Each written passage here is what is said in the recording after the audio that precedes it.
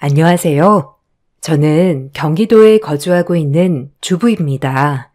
옛날부터 부부금슬이 너무 좋아도 자식이 안 생긴다고 하던가요? 제가 딱 그런 케이스였어요. 자상한 남편, 다정한 시부모님, 뭐 하나도 빠질 것 없는 결혼 생활이었어요.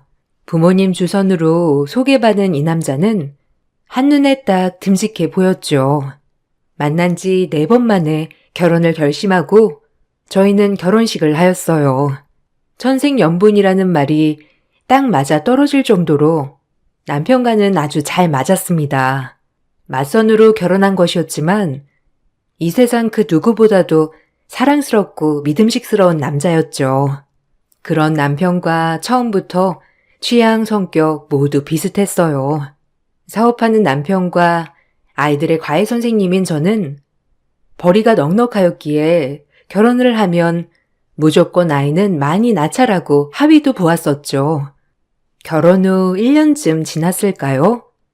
저보다 늦게 결혼한 친구들은 하나둘씩 이제 아이를 낳고 가정을 꾸려나가 살고 있는데 저희에겐 소식이 없었어요.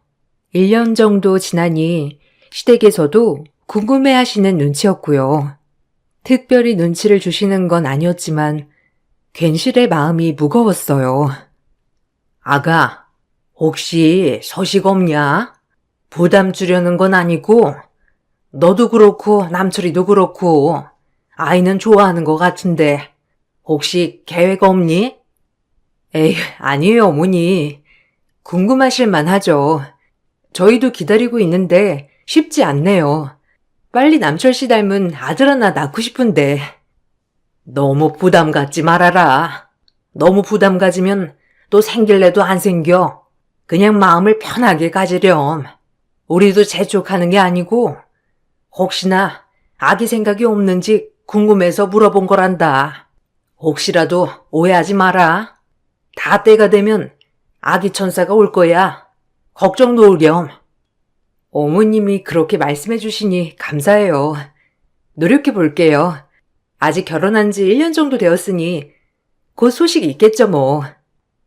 시부모님은 혹여나 제가 부담을 가질까 조심스레 물어보았지만 역시나 제가 해드릴 수 있는 대답은 기다리고 있다 뿐이었어요. 그렇게 하루하루 아이를 기다리며 시간을 보내고 있을 때쯤 4년이란 세월이 흘렀어요. 결혼 5년 차가 되니 이제 나이도 어린 게 아니라서 너무 불안하더라고요. 남편과 전 난임병원을 찾아갔습니다. 이것저것 검사를 통해 알게 된 결과로는 다행히 저희 둘 다 임신하는 데 있어서 큰 문제가 없다는 결과였죠. 이 말을 들으니 더욱더 착잡하더라고요. 차라리 뭔가 문제가 있으면 해결을 하고 임신 시도를 하면 되는데 문제가 없다고 하니 더욱더 착잡했죠. 병원에선 조금 더 기다려보던지 인공수정 혹은 시험관 시술을 권했고요. 마음 같아선 당장 시술을 하고 싶었지만 남편은 둘 다 아무 문제가 없으니 조금만 더 기다려보자고 했어요. 우리 둘 다 건강하고 아무 문제 없다고 하니 기다려보는 게 어떨까? 조금 늦게 오려나 봐. 그때까지 우리 신혼이라고 생각하고 즐기자. 친구들은 하나둘씩 둘째 낳고 셋째 낳는 친구들도 있는데 난 첫째마저 안 생기니 너무 초조하고 불안해서 그렇지. 괜찮아. 오히려 아무 문제 없다니까 난 마음이 놓인다. 자기도 너무 신경 쓰지 마. 애 낳으면 평생 애 뒷바라지 하면서 살아야 하는데 지금을 조금 더 즐기는 것뿐이라고 생각하자. 난 아이도 좋지만 자기가 더 중요해. 알겠지? 아이 때문에 스트레스 받지 마. 자기가 그렇게 말해주니까 고마워. 나도 조금 더 마음을 편안히 가져볼게. 그래, 자연 임신 시도하면서 조금 기다려보자. 결국 자연 임신을 시도해보기로 하고 저희는 시술을 미뤘어요. 저희가 임신이 너무 간절한 걸 알다 보니 시어머니께서는 제게 흑염소즙, 몸이 따뜻해지는 한약 등 저에게 많은 것을 해주셨죠. 이런 어머니의 모습을 볼 때면 괜스레 죄책감이 들기도 했지만요. 아가야, 이거 몸을 따뜻하게 해주는 약인데 우리 친구 며느리가 이거 먹고 임신했다더라. 미연이 너도 이거 한번 먹어보렴. 어머, 이거 엄청 비싼 거 아니에요? 어머니 돈 많이 쓰셨겠어요. 감사합니다. 꾸준히 잘 먹을게요. 아무 문제도 없다는데 왜 안 생길까요? 원래 늦게 오는 사람도 있다더라. 너희가 부부금술이 좀 좋니? 그냥 좋게 생각해. 우리는 신경 쓰지 말고 네 몸이 우선이다. 너 마음 편하자고 말하는 게 아니라 이대로 둘이 살아도 우리는 괜찮으니까 정말 부담 갖지 말렴. 알겠지? 그니까 스트레스는 너도. 시어머님은 말만이라도 애가 없어도 괜찮다. 둘이 살아도 된다고 말씀해 주셨어요. 정말 감사했어요. 아이 문제 빼고는 정말 가정에 문제가 없었기 때문에 그래도 결혼 기간 내내 너무 행복했죠. 그리고 시간은 또 속절없이 흘렀어요. 자연 임신을 기대해 보겠다는지도 몇 년이 흘렀네요. 이때는 거의 임신을 포기한 상태였고요. 이쯤 되니 둘이 살아도 괜찮겠다 싶었죠. 그렇게 하루하루 살아가고 있을 무렵 남편 동생, 즉 도련님이 결혼할 여자가 생겼다고 말했어요. 남편과 나이 차이가 좀 났던지라 언제 이렇게 컸나 싶기도 하고 신기하기도 했죠. 하지만 도련님이 결혼할 여자가 생겼다고 말한 것보다 더 충격적인 사실이 있었어요. 저 결혼할 여자 생겼어요. 이번 주 중으로 인사시킬게요. 아, 그리고 엄마, 손주 생겼어요. 어떻게 하다 보니까 그렇게 됐네요. 에그머니나 임신을 했다는 거냐? 아니, 산모는 괜찮고? 아이고, 이게 무슨 일이람? 아유, 좋아해야 하니 말아야 하니?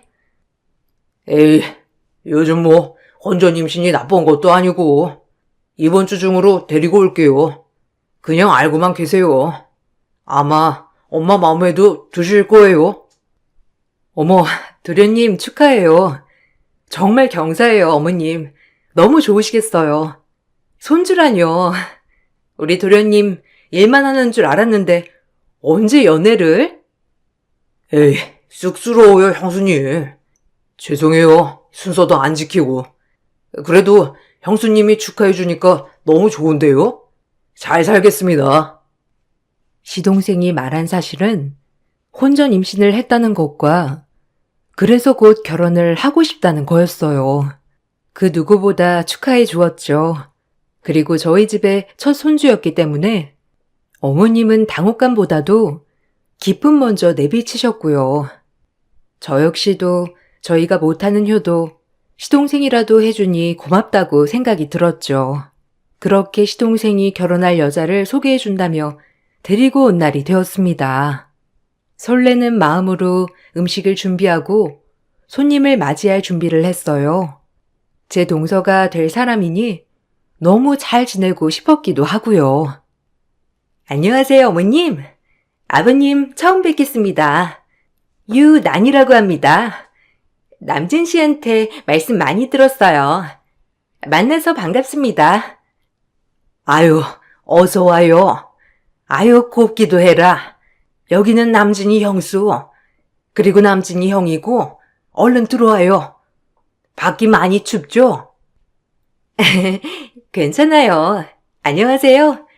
남진 씨한테 말씀은 많이 들었어요.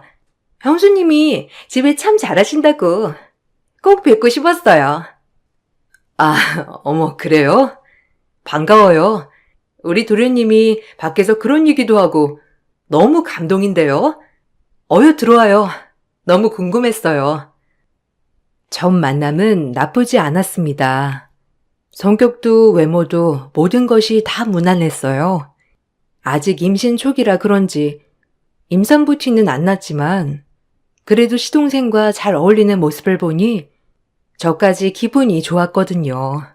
그렇게 식사 자리는 시작이 되었고 본격적인 시동생의 결혼 이야기가 오고 갔죠.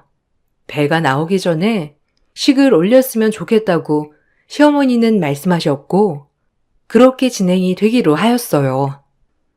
그래도 난이 배 나오기 전에 결혼해야 하지 않겠니? 그래야 사돈댁에도 면이 서지.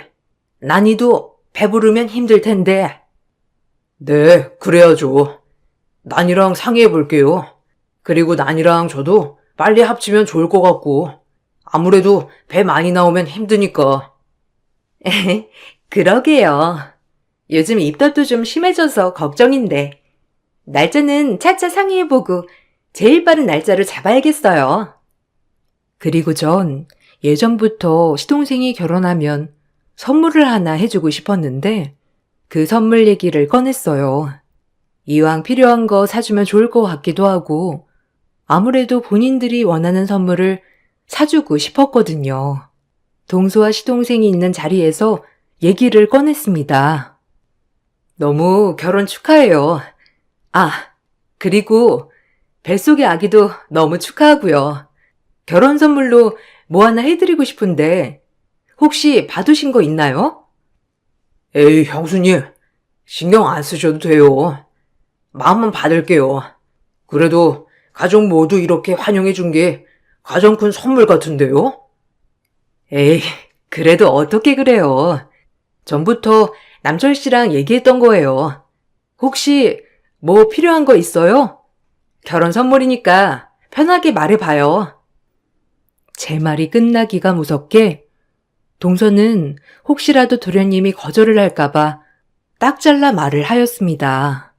저도 이왕이면 동서가 필요한 걸 사주는 게 좋을 것 같아 그 말이 기분 나쁘진 않았어요. 그래서 선물 얘기가 오고 갈 때 전 아무렇지 않았지만 남편은 좀 어두웠어요. 아, 그럼 건조기랑 세탁기 해주실래요? 요새는 세트로 많이 한다던데. 너무 무리인가? 그래도 저희 남진 씨가 하나뿐인 동생이잖아요. 네? 네, 그럼요.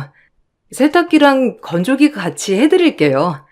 이럴 때 아니면 언제 선물해 보겠어요. 그럼 받으신 모델이랑 금액 알려주시면 바로 계좌로 입금해 드릴게요. 너무 축하드려요, 도련님. 그리고 나니 씨, 앞으로 우리 잘 지내봐요. 아, 너무 비싼데. 아니에요, 형수. 그냥 조그만 거나 해줘요. 세탁기랑 건조기는 무슨. 진짜 괜찮아요. 차라리 다른 거 해주세요. 아이, 비싸기가 뭐가 비싸. 원래 형제들이 이 정도는 해주는 거야. 나야 뭐 외동이고 하니까. 형제가 없지만 자기네 형이랑 형수 잘 나간다면서. 이럴 때 손윗사람 놀이 해보는 거지. 안 그래요? 감사하게 받을게요.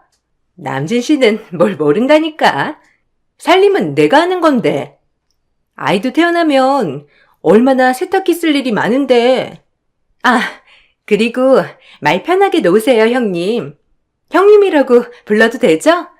형님, 감사합니다.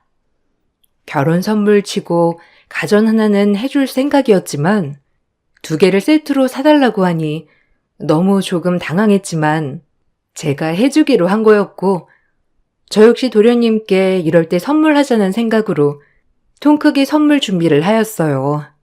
시어머니는 동서의 말투를 보고 그다지 기분이 좋아 보이진 않았지만 원래가 그러려니 하시는 분이니 뭐라고 하진 않으셨어요.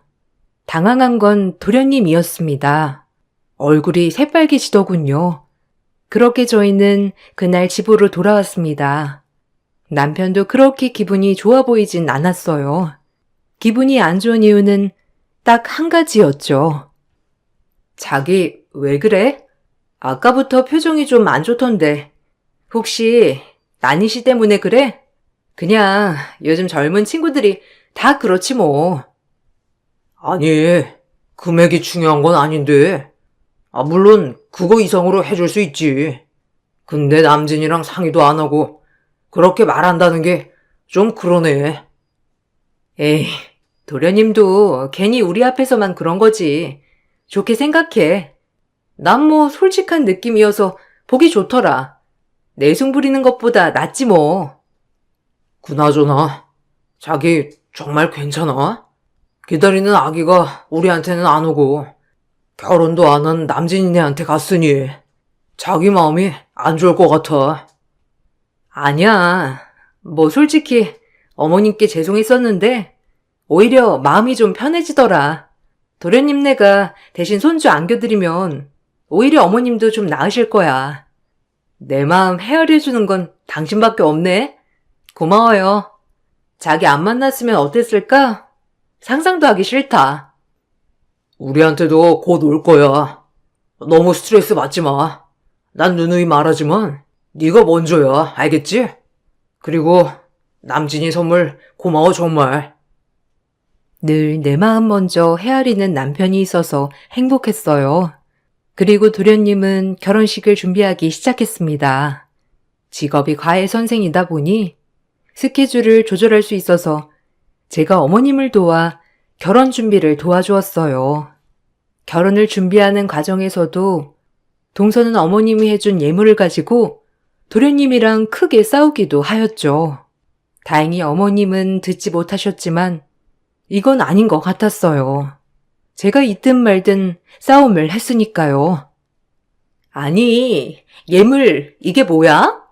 어머님 너무 센스가 없는 거 아니야? 아, 남들은 명품을 세트 발휘로 해준다는데 겨우 다이아 세트? 뭐? 너 솔직히 한 게 뭐가 있냐? 임신했다고 하고 지금 네가 뭐 하나 해온 거 있냐고. 내가 말을 안 하려야 안 할 수가 없네. 지금 나 아무것도 안 해온다고 무시하는 거야? 자기네는 형편이 되잖아. 나 무시하는 거야, 어머님? 그러니까 이 정도만 해주시지. 아, 그만 좀 해. 형수 앞에서 창피하지도 않아? 아, 죄송해요, 형수. 요즘 결혼 준비로 난이가 스트레스를 많이 받아서 그래요. 발이 안으로 굽는 건 아니지만 정말 보자 하니 이건 아니다 싶었어요. 위아래도 없고 누가 있든 말든 신경 쓰지 않고 동서의 입장만 표명하는 모습이 너무 보기 안 좋았거든요. 그리고 거기에 쩔쩔매는 도련님도 안타까웠고요. 이건 아니다 싶어 제가 한마디 거들었어요. 저도 참았어야 하지만 어머님의 선물을 그런 식으로 폄하하는 모습을 보고 참을 수가 없었거든요. 동서, 아무래도 어른이 해주신 선물을 가지고 도련님한테 마음에 안 든다는 둥, 친구들이랑 차이 난다는 둥, 이건 좀 아니지 않아? 네? 지금 저한테 뭐라고 하시는 거예요? 이 문제는 남진 씨랑 얘기할 문제니까 형님은 신경 끄세요. 그리고 형님 같으면 화 안 나겠어요? 아니, 이 집 자식을 내 뱃속에 잉태하고 있는데 다이아 1캐럿이 뭐예요? 아, 참나. 남들은 명품 가방에 팔찌에 머리부터 발끝까지 세팅해준다는데 이건 뭐 홀랑 액세서리 세트? 아, 진짜 어이없네. 아니, 형님이 봐도 너무한 거 아니에요? 제가 말 안 하게 생겼냐고요? 아, 동서, 솔직한 거랑 무례한 거는 좀 차이가 있다고 생각하지 않아?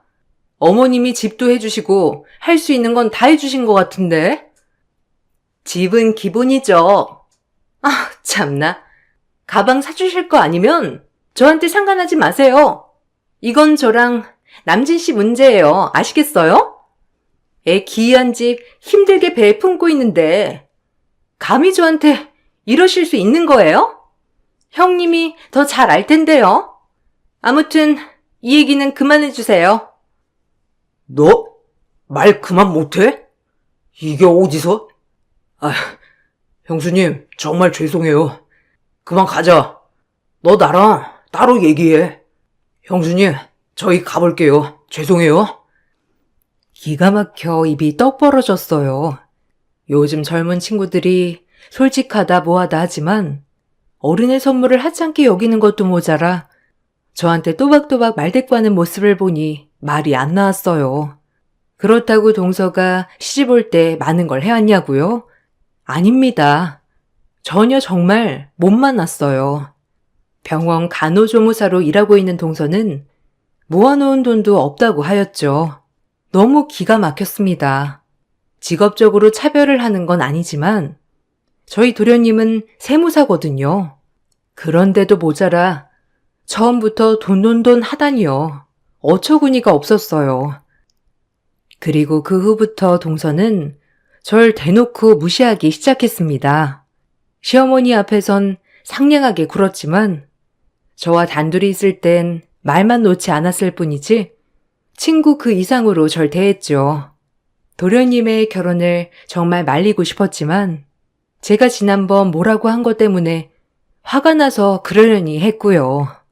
시간이 지나면 나아질 거라고 생각했습니다. 참고로 동서와는 11살 차이가 나고요. 어른인 내가 참자 했네요. 그리고 시댁에서 밥을 먹는 날이었어요. 그날도 도련님과 동서는 크게 한바탕한 얼굴이었습니다. 동서, 요즘 입덧은 어때? 동서가 갈비찜 좋아한다고 해서 갈비찜 했는데 좀 먹을 수 있으려나? 괜찮으면 좀 먹어봐봐. 아, 요즘 입맛이 통 없네요. 결혼 준비할 것도 많고 그리고 입덧도 있다 없다 하는데 아, 형님은 모르시려나? 넌 무슨 말을 그렇게 해? 아, 형수님, 죄송해요. 얘가 어려서 좀 철이 없어요. 형수님이 이해해 주세요. 그래, 새아기는 말조심 좀 해야겠더라. 뜻이 어떻든 간에 상대방이 조금 불쾌할 수도 있잖니, 안 그러니? 조심하렴. 네, 어머니, 죄송해요. 저는 그냥 입덧 한 번도 안 해보신 형님이니까 그런 건데. 죄송합니다, 형님. 앞으로 주의할게요. 동서의 말이 무슨 뜻인지 너무 잘 알았기 때문에 눈물이 나오는 걸 참았어요. 아이 문제는 좀 면역이 됐다고 생각했는데 갑자기 치고 들어오는 입덧 소리에 할 말을 잃었죠. 그리고 동서의 말투가 뻔히 저를 약오르게 하는 것 같아 화도 났네요. 다행히 시어머니는 동서의 말투를 알아채고 따끔히 혼내주셨지만 얼마나 절 무시하면 저런 말을 할 수 있는지 기분이 나빴어요. 그날 어떻게 밥을 먹었는지 기억도 안 날 만큼 지나갔고 그 일이 있은 후 동서를 만나는 게 스트레스가 되었죠. 앞으로 평생 볼 사이인데 저런 인성을 가진 동서랑은 진짜 아닌 것 같다 싶었고요. 어찌해야 할지 고민이 깊어가고 있었죠. 그리고 전 그 스트레스를 뒤로 한 채 일상을 살아가고 있었어요. 고등학교 애들 입시 과외를 하고 있다 보니 나름 바빴죠. 선생님 갈게. 내일까지 모의고사 문제 틀린 거 풀어놓고 지난번에 틀렸던 거 또 틀리면 안 된다. 이건 네가 집중을 안 해서 그래. 네. 아, 쌤. 너무 어려워요. 내일도 오시는 거예요? 아, 그냥 다음 주에 오시지. 저 할 거 많은데. 이거 문제 어려워요. 어려운 걸 풀어내야 네 문제가 되지. 까분다. 내일까지 풀어놔.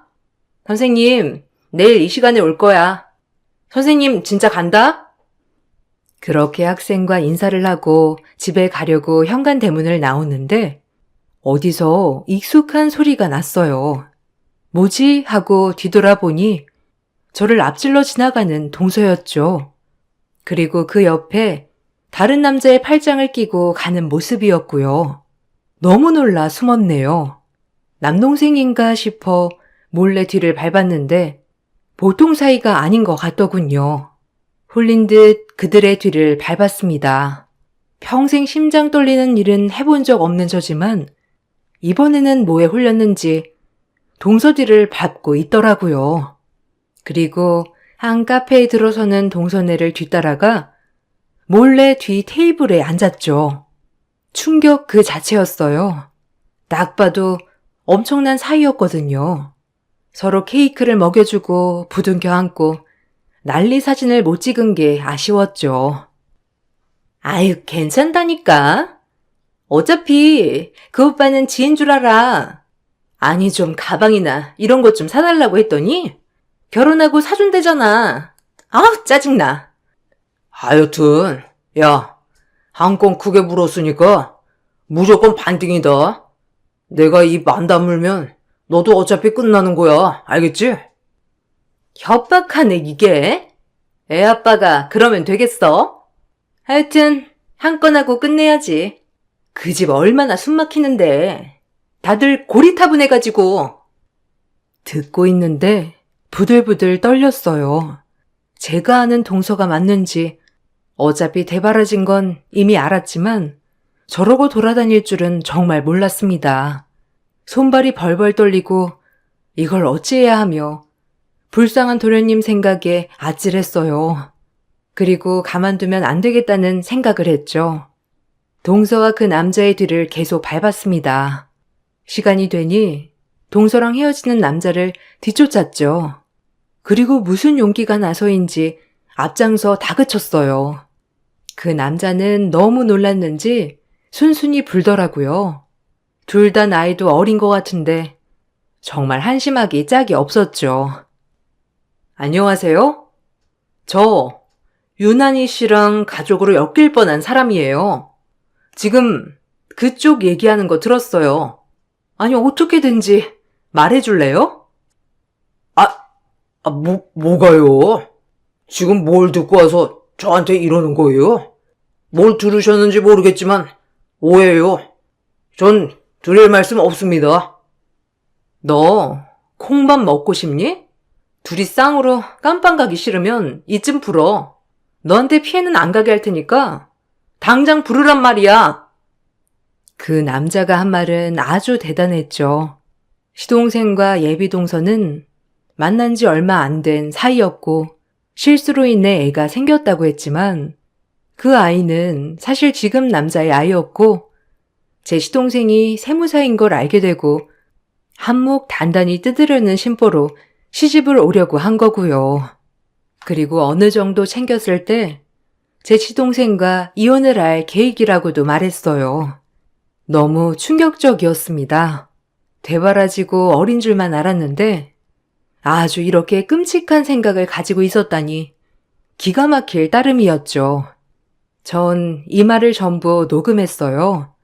그리고 그 남자에게 동서한테 알리는 순간 남자까지 쌍으로 묶어 콩밥을 먹인다고 협박을 하였죠. 이렇게 끔찍한 것을 어떻게 하면 똑같이 당하게 할까? 이 생각뿐이었습니다. 그리고 부들부들 떨리는 마음으로 집에 왔어요. 곧 명절이었거든요. 전 철저히 계획을 세웠습니다. 아주 망신을 제대로 당하게 해주리라고요. 예비 부부가 될 뻔한 시동생은 명절에도 예비 동서를 데리고 왔어요. 그 여자애를 보니 심장이 철컹하고 내려앉는 것 같았어요. 끔찍했거든요. 형님, 혼자 고생했겠네요. 제가 좀 거들어 드릴까요? 제가 홀몸이 아니라 입덧이 좀 심할 수도 있는데 괜찮으세요? 괜찮아. 나 좀 도와줄래? 나물부터 묻혀줘.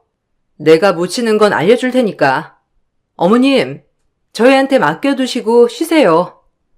전 그렇게 어머님을 거실에 모시고 남편과 시동생도 거실에 가만히 있게 내버려뒀죠. 저에겐 다 생각이 있었거든요. 나물 한 번도 안 묻혀봤는데? 그리고 저 입덧 심해서 이런 거 잘 못해요. 아시잖아요. 이거 말고 딴 거 없어요? 나물 묻히는 게 뭐가 어때서? 남들 다 가지는 애 가졌다고 유세 떠는 거야, 뭐야? 얼른 묻혀. 소금 넣고 깨 넣고, 알겠어? 아니, 까마귀 고기를 삶아 드셨나? 못한다고요. 오늘따라 왜 이래? 임신을 해봤어야 알지, 안 그래요? 아유, 말 안 통해. 애초부터 우리 집에 한몫 챙길 목적으로 들어왔으니 저에게 이렇게 대하는 게 이해가 갔네요. 몰상식하기도 짝이 없는 인간의 얼굴을 보고 말하자니 속에서 구역질이 올라왔습니다. 한편으론 너 진짜 오늘 잘 걸렸다 싶었고요. 그리곤 계속 이어나갔어요. 전부터 임신 가지고 되게 유난이네. 동서는 임신 얘기 말고는 내세울 게 없나 봐. 얼마나 본인 주제가 그러면 그러겠어. 안 그래? 제 말이 끝나기가 무섭게 제가 붙이고 있던 육전을 집어던지며 말하더군요. 아주 천성 자체가 글러먹은 인간이었어요. 지가 뭘 안다고? 8년간 애 하나 못 낳은 게 무슨 형님이야. 내가 꼴에 형님 대접해주니까 진짜 뭐라도 된 줄 아세요? 정신 차려요. 뭐? 정신 차려? 정신은 네가 차려야 할 것 같은데 네 뱃속에 그 누구씨인지도 모르는 애 달고 이러고 싶니? 정신머리가 왜 그래? 뭐라고요? 아, 형님, 본 모습이 나오는군요. 누구씨라뇨? 무슨 말을 그렇게 해요? 우리 남진 씨 애 가지고 지금 무슨 말을... 닥쳐. 남의 애인지 누가 모를 것 같아? 이 녹음 들려줘야 되겠어? 네가 무슨 수로 우리 착한 도련님을 꼬셨는지 몰라도 천만 다행이지. 너 같은 거 우리 집 식구 될까봐 정신이 아득했는데 나이도 어린 게 어쩜 그리 쓰레기처럼 살아? 정신 똑바로 차려 이년아. 제 말을 듣고 입을 다물지 못하는 그 여자였네요. 그리고 저에게 무릎을 꿇더군요. 아주 기가 막힐 노릇이었어요. 이렇게 쉬운 무릎이었다니. 일단 제가 다 말씀드릴게요. 여기서 목소리 좀 낮춰주세요. 네? 거실에 남진 씨가 다 듣겠어요. 제발요. 제가 이렇게 빌게요, 형님. 형님? 입 안 다물어? 소름 돋으니까 그 형님 소리 집어치워. 그리고 지금 네가 이런다고 해결될 게 아니야. 이미 거실에서 다 보고 계셔. 전 홈캠을 살짝 설치해놓고 지금 있는 모든 상황을 거실 TV로 생중계를 켜놨죠. 거실에선 인기척 또한 없었어요. 전 거실에 나갔습니다. 충격을 받은 시동생과 시어머니, 그리고 남편이었죠. 그리고 전 거실에 나가 정확한 녹음 파일을 들려주었어요. 도련님에겐 너무 잔인했지만 그래도 결혼 직전 이런 일이 일어나 정말 다행이라고 생각했어요. 들으셨죠, 어머님 도련님? 저도 많이 놀랐어요. 그래도 이 결혼 정말 아닌 것 같아서요. 도련님이 충격이시겠지만 현실이에요. 죄송해요, 어머님. 많이 놀라셨죠? 미안해, 여보. 당신한테 미리 말했어야 했는데 이렇게 말하게 되었네. 이 나쁜 것! 남의 씨를 베고 와서 우리를 농락해? 이 더러운 것! 참말로 다행이다. 너 같은 거 며느리 들일 생각에 아주 착잡했는데 우리 조카가 검사야. 내가 널 가만둘 줄 알아? 우리 불쌍한 남진이 신세 조질 뻔한 거 가만 안 둔다, 알겠어? 발칙한 거 같으니라고. 어머니, 오해세요. 그게 아니라 저도 최근에 알았어요. 정말 고의가 아니었어요. 죄송합니다. 오빠, 내 말 좀 믿어줘. 아, 기가 막혀. 너 지금까지 받은 거부터 시작해서 다 가져와. 그리고 가만 안 둘 줄 알아? 네가 감히 우리를 농락하고 무사할 것 같았어? 오빠, 아니야. 알잖아. 내가 그럴 사람으로 보여? 오해라고. 형님이 지금 무슨 소리를 듣고 와서 그러는지 나만 믿어야지. 그만해. 그리고 이 집에서 얼른 나가. 그나마 뺨이라도 맞고 싶지 않으면 너 내가 뱃속에 아기 때문에 참는 줄 알아. 안 그랬으면 벌써 뺨 한 대 날아갔어. 알겠니? 그리고 그 애를 낳아 키울 거면 내면을 좀 가꾸렴. 죄 없는 네 아기가 불쌍하니까. 도련님과 시어머니는 길길이 날뛰었고 동서는 무릎을 꿇고 싹싹 빌었죠. 어머닌 정말 가만두지 않겠다고, 실제로 법으로 다스리겠다고 알아보고 있습니다. 그리고 전 도련님에게 큰 상처를 준 것 같아 마음이 쓰였지만 도련님이 오히려 저에게 사과를 해 주셨어요. 그리고 고맙다는 말도 함께요. 결혼을 준비하며 사치스러운 동서 때문에 정말 많이 참았다고 하면서 오히려 구제해줘서 고맙다고 하더라고요. 아마 제 마음 편하라고 말씀해 주신 거지만요. 저희 집은 이런 일이 있고 나서 더욱더 끈끈해졌어요. 형수, 고마워요. 내가 무슨 말을 어떻게 해야 할지. 형수도 그동안 마음고생 심했죠? 다음에 결혼할 여자가 생긴다면 형수 먼저 보여줄래요. 전 이제 형수가 골라준 여자랑 장가 갈 거예요. 고마워요. 제 인생 구제해줘서 정말 감사합니다. 예, 수고했다. 너도 얼마나 놀랬니? 너처럼 착한 애가 이렇게까지 얼마나 마음이 심란했을 거야? 에휴. 아니에요. 제가 진작 상의하고 얘기했어야 하는데 아니 그 여자가 말하는 게 너무 얄밉고 괘씸해서요. 고생 많았어요, 뭐. 혼자서 무섭지도 않았어. 녹음 파일이며 그 남자가 잘못 생각했음 당신 위험할 뻔했어. 아휴, 괜찮아. 나는 이렇게 든든한 식구들이 있는데 뭐가 걱정이야? 제 걱정 먼저 해줘서 늘 고마워요. 항상 가분하다고 생각해요. 어느 정도 식구들이 안정을 찾은 후 저와 제 남편은 인공수정을 하였습니다. 아이가 없어도 살 수 있을 것 같았지만 이번 일을 겪으면서 꼭 아이를 더 낳고 싶어졌거든요. 상심한 어머님께 손주 하나를 꼭 안겨드리고 싶기도 했고요. 다행히 나이가 있는데도 불구하고 1차 만에 임신이 되어 지금은 임신 4개월입니다. 다행히 안정기는 지나갔죠. 요즘은 아이 때문이라도 좋은 생각만 가지고 살려고 하고 있고요. 가끔 그 파렴치한 여자애를 생각하면 어이가 없다가도 지금은 하나의 에피소드가 되었죠. 도련님에게 이 아픔은 쉽게 가시지 않겠지만 도련님도 인생 공부를 많이 했다고 생각하고 있어요. 긍정적으로 말이에요. 뭐, 이 아픔 치유되려면 시간이 필요하겠지만 그래도 이번 기회로 인생 공부 많이 한 것 같아요. 엄마, 형수, 형, 죄송해요. 도련님이 뭐가 잘못이 있어요. 작정하고 사기치면 누가 알겠어요. 속인 사람이 잘못이죠. 그런 생각 마세요, 도련님. 그래, 그런 생각 마라. 앞으로가 중요한 거지. 네가 뭐가 잘못이야?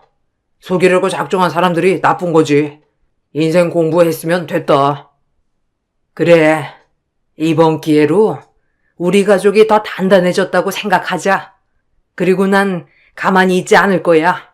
고소라도 해야지. 그리고 어머님은 법적 절차를 통해 정신적 피해 보상을 요구로 그 여자와 남자에게 고소를 진행하였어요. 다행히 조카분이 검사셔서 이 부분에 대해 잘 알아서 해줬거든요. 어머님도 분하지만 그래도 이 집안에 그런 파렴치한 여자가 들어오기 전에 이런 일이 일어난 게 정말 다행이라고 말하고 있어요. 그리고 저의 임신 덕분에 요즘 어머님의 행복한 모습을 많이 볼 수 있어서 저 또한 행복하게 태교 중입니다. 길고 길었던 난임 기간을 끝내고 아직 출산을 한 건 아니지만 임신이란 걸 해보니 알겠더라고요. 너무 고귀한 것이라는 것을. 그리고 어떻게 새 생명을 품고 그런 짓을 했을까 생각하니 더욱더 이해가 안 되기도 했죠. 중간중간 소송을 하면서 들리는 얘기로는 그 남자와 아이를 낳고 지내고 있다고 하더라고요. 시동생에게 전화로 제발 합의해달라고 고소 취하해달라고 하면서 애원을 한다고 하는데 그렇게 콧대 놓고 앞뒤 분간하지 못했던 모습과는 전혀 다른 모습을 보이니 한편으론 애처롭기도 했네요. 어린 나이라 그런가 싶기도 하지만 못된 생각을 가진 만큼 벌을 받아야 한다고 생각하고 있고요. 이 글을 쓰면서 우리 아이만큼은 인성이 바르고 훌륭하게 키워내야겠다고 생각합니다. 그럼 이만 제 글을 마쳐보려고 해요. 날이 아직 풀리진 않았는데 겨울 감기 조심하세요. 그리고 제 글 읽어주셔서 너무 감사드립니다. 안녕하세요. 저는 30대 여자입니다. 지금 너무 혼란스럽고 도저히 믿을 수 없는 상황들 때문에 사연을 신청하게 되었습니다. 저 혼자선 감당할 수 없을 정도로 너무 큰 충격을 받아서 그런지 아직까지도 온몸이 진정이 되지 않고 있어요. 수전증 마냥 키보드 위에 올려놓은 손이 떨려오고 있는 중이지만 용기 내서 현재 제 상황에 대해 풀어보도록 하겠습니다. 남편과 결혼 생활을 한 지 2년 정도 되었는데요. 시댁 식구들과 전혀 문제되는 건 없었고 완만한 관계를 유지해오고 있었어요. 남들처럼 평범하게 살아오던 제 삶에 갑자기 변화가 찾아온 건 어느 날 아주버님이 결혼할 여자가 생겼다는 말을 듣게 됐을 때부터였어요. 하버드 출신의 외국에서 꽤 이름 있는 회사에 근무를 하다가 최근에 국내로 들어와 새로운 사업을 시작하고 있는 중이라며 상당히 능력이 좋은 여자와 결혼을 하겠다는 말을 꺼냈었죠. 아주버님의 나이가 저와 10살이 넘게 차이가 나는 편이라 상당히 늦은 나이에 결혼을 하게 되는 거였지만 그래도 좋은 분을 만나 결혼까지 바라보는 모습을 보니 정말 신기하더라고요. 평생 결혼은 안 할 것 같았던 아주버님이 여자를 데려온 것도 놀랄 일이었죠. 오로지 일밖에 모르는 성격이라 온 가족이 아주버님의 말을 들었을 때 입을 다물지 못했었어요. 아주버님의 삶은 성공적인 인생이었는데도 결혼은 생각조차 하지 않았어요. 가족들과 함께 시간을 보내는 걸 더 중요시 생각했었고 자기 개발에 더 많은 시간을 투자했던 사람이라 결혼은 아예 관심조차 없는 줄 알았습니다. 그런데 갑자기 시부모님 앞에서 결혼하고 싶은 여자가 있다고 하니 얼마나 놀랍고 기분이 좋았겠어요. 문제는 아주버님의 결혼 통보가 시부모님한테는 예민하게 다가왔는지 제가 시댁 집안의 며느리라는 걸 좀 껄끄럽게 생각하고 있는 것 같았어요. 평소와 다른 분위기와 시댁 식구들의 태도에 저 또한 그런 점들이 서운하게 다가왔었습니다. 하지만 최대한 내색하지 않았어요. 그동안 힘들게 쌓아왔던 시댁과의 관계가 무너지는 걸 원하지 않았던 저는 여러 가지 상황들을 최대한 좋게 해결하려고 했어요. 이번 주 주말에 내 큰아들과 진지하게 결혼을 생각한 여자가 인사 올 예정인데 아무래도 네가 그 자리는 좀 피해주는 게 좋겠다. 우리 집안의 며느리가 될 사람이 하버드 출신이라는데 너는 중졸밖에 안 나왔으니 그걸 안 좋은 시선으로 볼 수도 있을 거 아니야. 사람마다 생각하는 게 달라서 그런 것들을 흠으로 생각할지도 모른다. 너 하나 때문에 우리 큰아들 결혼하는데 걸림돌이 되는 걸 원하지 않아서 최대한 조심하려는 거니. 시애미 말에 불만을 안 가졌으면 좋겠구나. 서로 얼굴 붉히는 것보단 이해해주면 좋잖니. 내 말에 섭섭한 건 아니지? 차후에 어느 정도 준비가 됐을 때 너도 인사시킬 테니까 일단 그렇게 알아둬라. 저도 같은 생각이에요.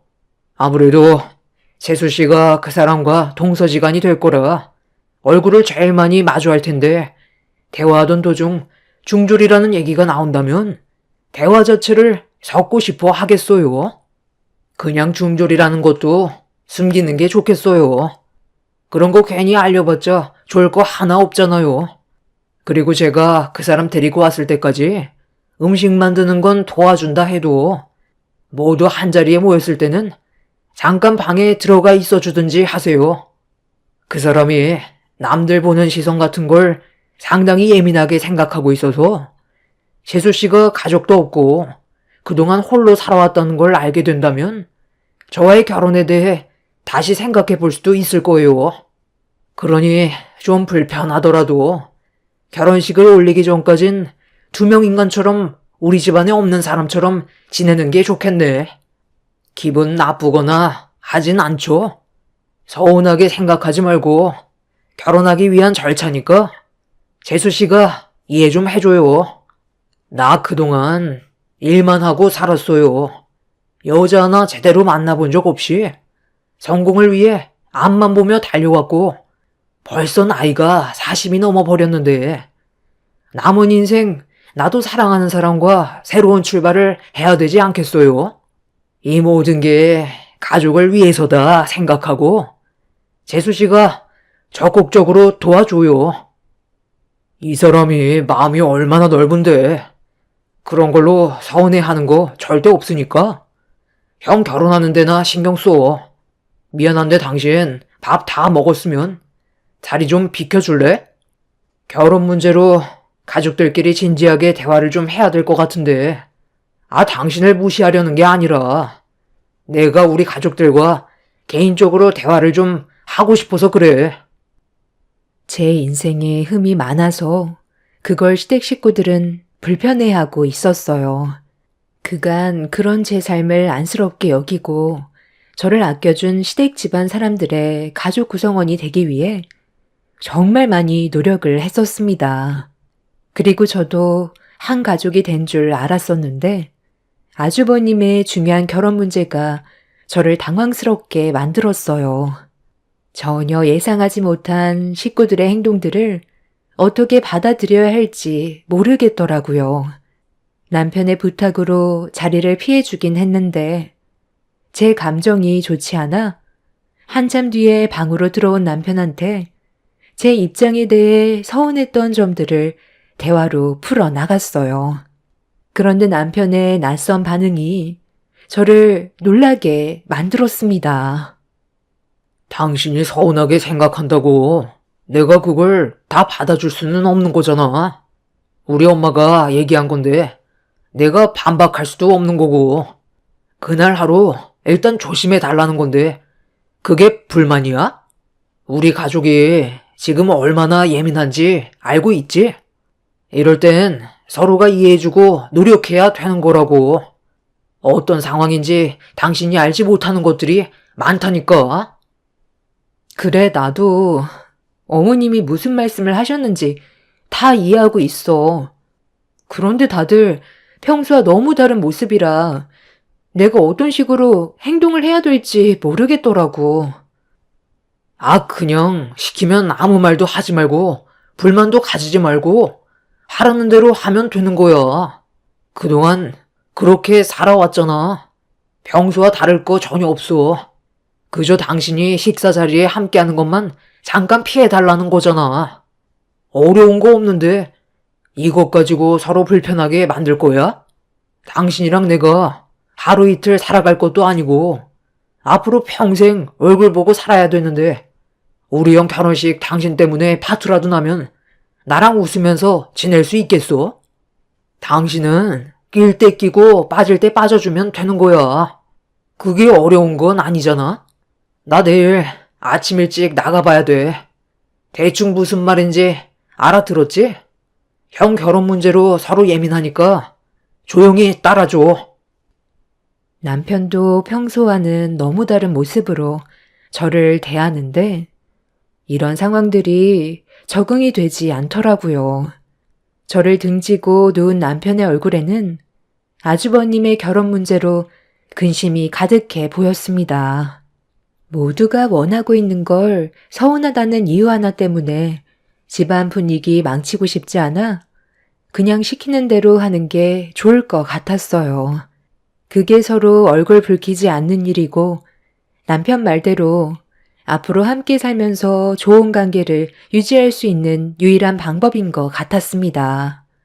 저보다 손이 동서로 들어올 예비 형님이 어떤 사람인지 궁금했었지만 그런 거 하나 일절 물어보지 않았어요.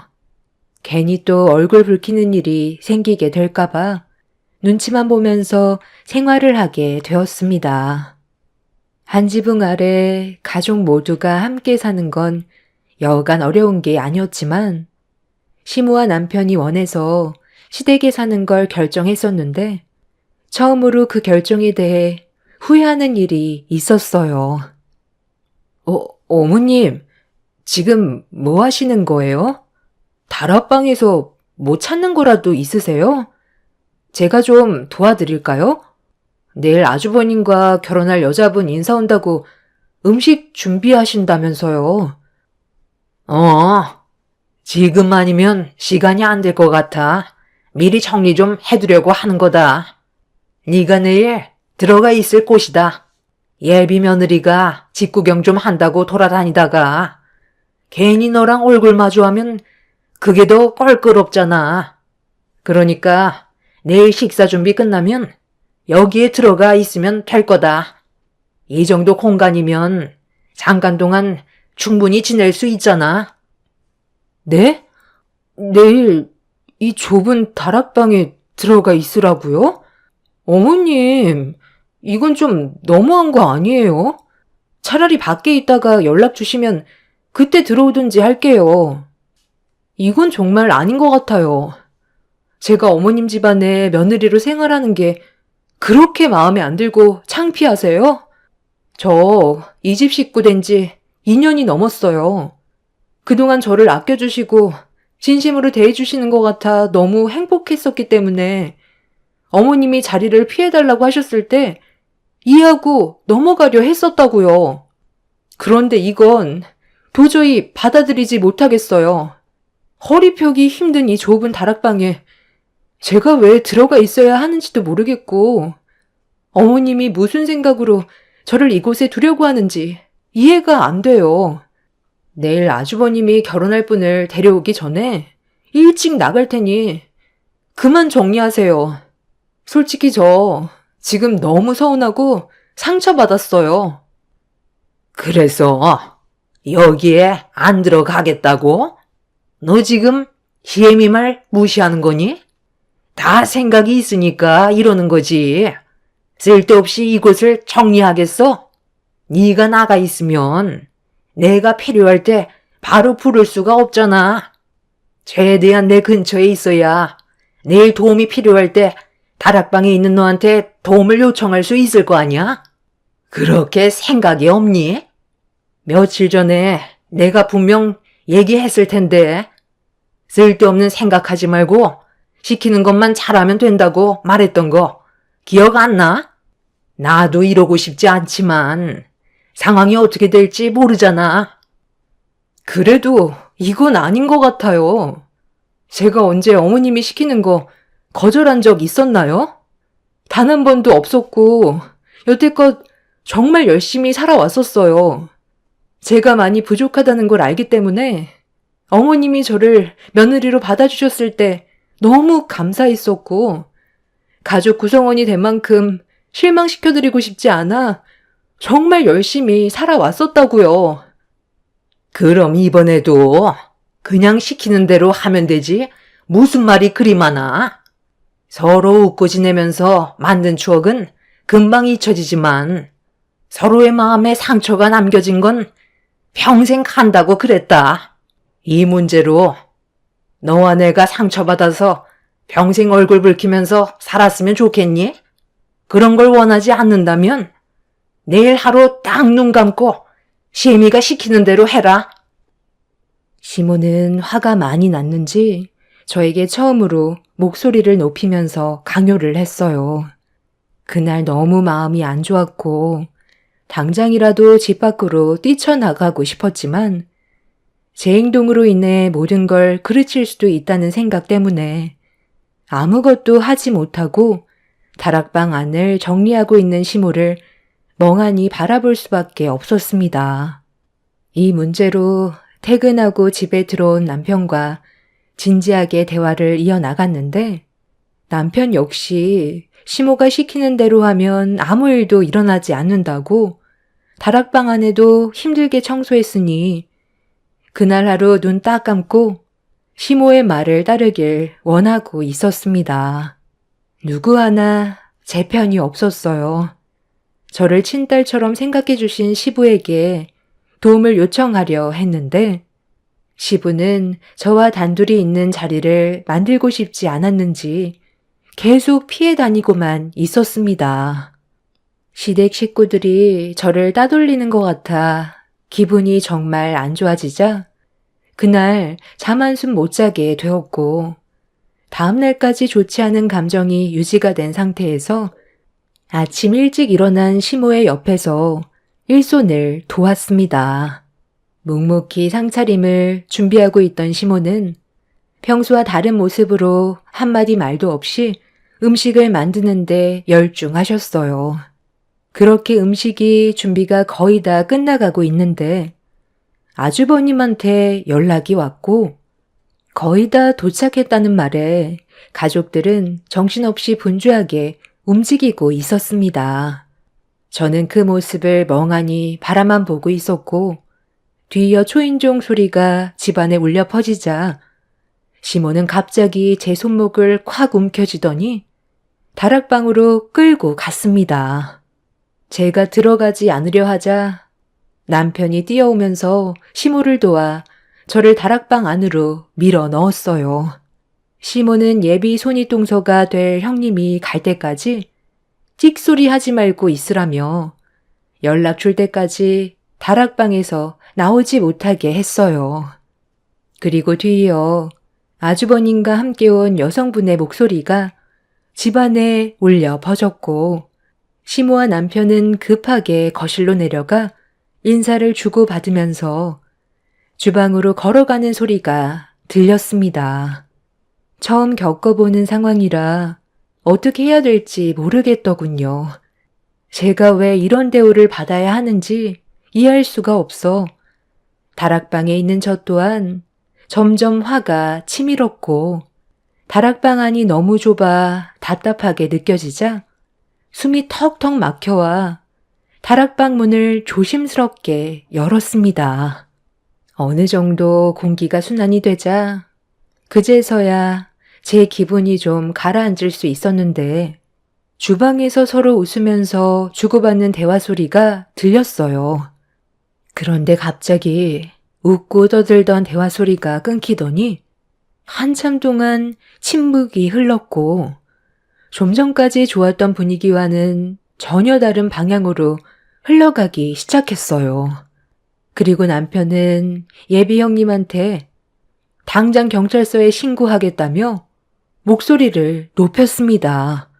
분위기가 심각하게 흘러가는 것 같아 무슨 상황인지 파악을 하기 위해 다락방에서 나온 저는 위에서 주방 쪽을 바라보고 있는데 시댁 식구들과 예비 형님의 대화 내용에 경악을 했고 왜 이런 상황을 만들었는지 그제서야 이해할 수가 있었어요. 지금 이게 뭐 하는 짓이야? 이 사진을 나한테 보여주는 이유가 뭔데? 다시 한번 말하지만 나는 사진 속 여자를 처음 봤고 전혀 모르는 사실이라고. 지금 그쪽이 거짓말할 상황이 아니라는 거 더 잘 알 텐데. 사태 파악을 못하는 것 같은데 내 전화 한 통이면 그쪽 인생 나락으로 떨어진다는 거 몰라? 그래, 사실대로 말하는 게 좋을 거다. 너 내 큰아들과 결혼해서 뭔 짓을 꾸미려고 한 거지? 내 아들이 그동안 힘들게 쌓아온 노력을 네가 전부 다 빼앗으려 했었다며? 네? 제가요? 중원 씨, 그동안 나를 그렇게 보고 있었던 거야? 내가 지금까지 당신한테 보여줬던 마음은 아무것도 아니었어? 어떻게 나를 그런 사람으로 취급해? 내가 이미 전부 뒷조사 해봤어. 너무 딱 맞아 떨어지는 게 겹치는 부분이 많아서 이상하게 생각했었는데 아닐 거라고 믿고 싶었거든. 그런데 우리가 1박 2일로 놀러 갔을 때 내가 술에 취해 누워있는데 너는 내가 깊은 잠에 빠져 있는 줄 알고 누군가와 통화를 했었지? 이게 지금 네가 거짓말을 하고 있다는 증거야. 여보세요? 아, 그래. 지금 술 퍼먹어서 누가 잡아가도 모를 정도로 뻗어 있으니까 걱정 안 해도 돼. 앞으로 내가 하는 얘기 잘 들어. 그래야 많은 돈을 거머쥘 수가 있다고. 도대체 뭐가 그렇게 불안한 건데? 그럼 이대로 굶어 죽을 거야? 우리가 한 번도 아니고 이번이 두 번째인데 두려울 게 뭐가 있어? 그때처럼 사고사로 처리되게끔 준비하면 되는 거야. 문제될 거 전혀 없으니까 당신은 내가 시키는 대로만 따라와 주면 돼. 이번 일 끝나면 또 해외에서 한동안 지내면 되는 거라고. 나 덕분에 당신이 그동안 편하게 살아왔다는 거 잊지 마. 돈 떨어졌으니까 해야 되는 건 당연한 거야. 이 집안 사람들 내가 하버드 출신이라고 얘기하니까 아주 설설 기더라. 결혼은 어렵지 않게 할 수 있을 것 같으니까 당신은 돈 주고 산 가짜 부모들 입단속이나 잘해. 당신은 우리 집안 오빠가 되는 거야. 알겠어? 14년 전에도 해봤잖아. 그럼 밖에서 막노동하면서 살아갈 수 있어? 우리 인생은 이렇게 살아야 되는 거라고. 돈 떨어졌으면 당연히 해야 되는 일이니까 양심 같은 건 갖다 버려. 돈 쓸 때는 좋아했으면서 막상 또 일을 시작하려니까 두렵니? 14년 전에도 너 때문에 경찰에 붙잡힐 뻔했던 거 알지? 다행히 사고사로 상황이 마무리돼서 빠져나갈 수 있었지만 두 번 실수는 용납 못해. 중학생밖에 안 됐던 그 아이가 불쌍하다고 데려가겠다는 말을 했을 때 내가 얼마나 놀랐는지 알아? 나는 솔직히 그때 그 애도 같이 작업하고 싶었다고. 요즘은 그때랑 달라. 조금이라도 망설였다간 우리 둘의 인생이 끝날 수도 있는 거야. 다시 한번 말하지만 마음 단단히 잡아. 아주버님과 결혼을 하겠다던 여자가 정체 모를 남자와 통화한 내용을 재생시켰는데 온몸에 소름이 돋았어요. 아주버님의 재력이 탐나서 돈을 갈취하기 위해 계획적으로 접근한 것도 충격인데 더 큰 문제는 14년 전에 있었던 일들에 대해 그 여자가 꺼냈던 말들이 제가 겪었던 14년 전의 일과 너무 똑같아 소름이 돋았습니다. 저는 여자의 얼굴을 확인하기 위해 다락방에서 내려와 천천히 계단으로 걸어 내려가고 있는데 아주버님이 하는 말에 그 자리에서 주저앉아 버렸습니다. 내가 왜 너를 이 집에 끌어들였는지 알아? 내 목숨을 앗아가려고 계획을 했다는 걸 용서하고 싶지 않아. 법적 처벌을 위해 데려온 것도 있지만 그것보다 더 중요한 일이 있거든. 14년 전에 네가 한 짓들이 우리 집안의 가족이 된 재수 씨가 겪었던 과거와 너무 똑같았거든. 그래서 확인해 보려고 너를 끌어들인 거야. 이 사진 속에 있는 아이 누군지 알지? 옆에 있는 사람이 그때 당시 너랑 결혼한 사람이었고 그리고 옆에 있는 사람은 너잖아. 여기 사진 속 가운데 있는 아이가 지금은 우리와 한 식구가 된 재수 씨거든. 왜? 사진을 보니까 많이 놀랐어? 네가 저지른 잘못된 행동을 재수 씨는 전혀 알지 못하고 있던데? 14년 전 일이라 경찰들이 단순 사고사라고 해서 그렇게 넘어갔었겠지. 그런데 네가 그 집안의 재산을 전부 다 가지고 해외로 날라 버렸다면서? 이제 좀 솔직해지는 게 어때? 그럼 지금 이 집에서 나를 지켜보고 있다는 말이네? 내가 누군지 확실하게 알기 위해서 몰래 숨겨놓고 있다는 말이잖아? 너희들 뭔가 착각하고 있는 것 같은데 14년 전에 있었던 일들은 과거의 경찰들도 사고사로 인정한 부분이야. 벌써 한참 지난 일이라 지금 와서 그때의 일을 뒤집을 수는 없는 거라고. 나 지금 상당히 불쾌하거든? 사람을 이런 식으로 모함해? 그럼 직접 들어보면 되겠네. 애기씨, 지금 보고 있는 거 다 아니까 그만 나와요. 나 알죠? 무서워서 못 나오고 있는 거예요? 당장 나와서 네가 해명을 해야 내 억울함이 풀릴 거 아냐. 이 넓은 세상에서 왜 하필 네가 이곳에 있는 건데? 애기씨, 좋은 말 할 때 지금 당장 내 앞에 나오는 게 좋을 거예요. 예비 손이 동서였던 그 사람은 목이 터져라 저를 찾기 시작하는데 온몸이 굳어 그 자리에서 꼼짝도 하지 못하고 있었어요. 그리고 저와 눈이 마주친 그 여자는 14년 전에 저희 오빠와 결혼을 했었던 과거의 새언니였습니다. 그때 당시 저에게는 안 좋은 기억이 있었어요. 그리고 제 과거의 일들을 시댁 식구들 또한 전부 다 알고 있었습니다.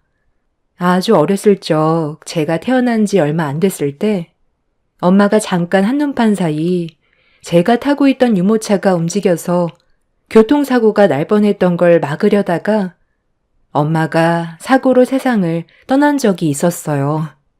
그래서 아빠와 오빠가 저를 키워줬었고 제가 중학생이 되었을 때 오빠는 사랑하는 여자를 만나 일찍 결혼해 자리를 잡았었죠.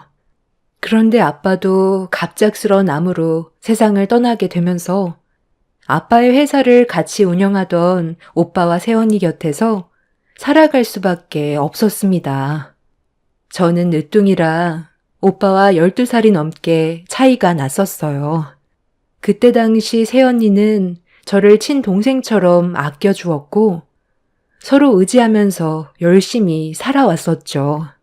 그런데 어느 날 갑자기 오빠가 교통사고로 세상을 떠나게 되었고 중학교 졸업을 앞둔 저는 가족 모두를 잃어 새언니의 품에서 살아갈 수밖에 없었습니다. 그리고 여기에서 문제가 시작되었습니다. 겨울 방학이었던 저는 친구들과 시간을 보내고 집에 들어왔는데 집안이 난장판으로 되어 있었고 잠시 뒤 어떤 남자가 여러 명의 남자들을 데리고 들어와 집안의 물건을 치우라고 지시하고 있었습니다.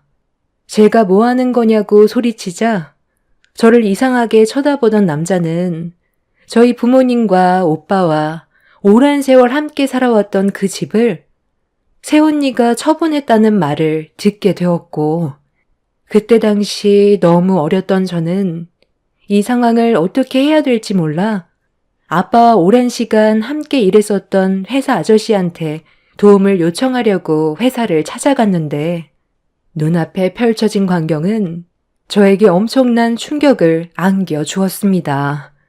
새언니는 이미 회사도 헐값에 처분한 상태였었죠. 아빠와 오랜 시간 함께 일을 해왔던 아저씨와 다른 직원들은 한순간에 일자리를 잃게 되었고 엄청난 충격을 혼자서 감당하기 힘들었던 저는 아저씨의 도움을 받아 같이 생활을 하게 되었습니다. 아줌마와 언니들은 저를 친가족처럼 잘 대해주셨고 그 집에서 성인이 될 때까지 도움을 받을 수 있었어요. 경찰들은 사고사로 단정을 지었고 해외로 이미 잠적해버린 새언니를 찾을 수는 없었습니다. 성인이 되어서도 제가 할 수 있는 건 아무것도 없었어요. 그저 먹고 살기 위해 험한 세상에서 발버둥치며 뛰어다니는 게 전부였죠. 그리고 그런 제 삶에 지금의 남편이 나타나게 되었고 행복한 결혼 생활을 하게 된 거였는데 평생을 찾을 수 없을 줄 알았던 그 사람이 제 앞에 나타났습니다. 그것도 저희 오빠가 사고사가 아닌 새언니였던 그 사람의 손에 의해 떠났다는 진실이 드러난 상태로 말이죠. 온몸에 소름이 돋았었어요. 그때 당시 저에게 정말 잘해줬었는데 그 모든 것들이 가면 속의 모습이었고 어렸던 저는 그 사람을 친언니로 생각하며 의지했었으니까요. 다락방에 나와 주저앉아 있는 저를 발견한 그 여자는 저에게 성큼성큼 다가와 자기는 잘못한 게 없다며 시댁 식구들한테 과거에 있었던 일들에 대해 설명하고 자기를 밖으로 보내달라는 어이없는 말을 늘어놓기 시작했어요. 너무 큰 충격을 받아 아무 말하지 못하고 있자 그 여자는 자기 말을 알아듣지 못하냐고 멱살을 잡아 무서운 눈빛으로 저를 바라봤습니다. 그리고 이런 상황을 지켜보고 있던 시모가 달려와 그 여자의 머리채를 잡아 사정없이 흔들면서 딸 같은 며느리 몸에 함부로 손을 댔다고 난리를 쳤어요. 계단에서 굴러떨어진 그 여자는 고통스러워하며 비명을 질렀고 시모는 저에게 미안하다면서 그 여자가 저와 정말 연관이 있는 사람인지 그리고 추가적인 증거들이 나올지 몰라 저에게 신변 위험이 생기게 될까봐 다락방에 잠깐 들어가 있으라고 했던 거라면서 처음부터 어떤 상황인지 알고 있었는데도 말하지 못한 거에 대해 미안하다고 하셨어요. 결정적인 증거를 잡기 위해 선택한 거라며 그동안 제가 겪었을 아픔들에 대해 시모는 용서를 구하며 저를 안아주셨습니다. 남편은 쓰러져서 일어나지 못하고 있는 그 여자를 바라보며 경찰서에 신고를 했어요. 14년 전에 있었던 계획적인 범행을 저지른 범인이 아주버님까지 해하려는 계획을 가지고 접근했다며 서둘러 연행해달라고 전화통화를 하고 있었습니다.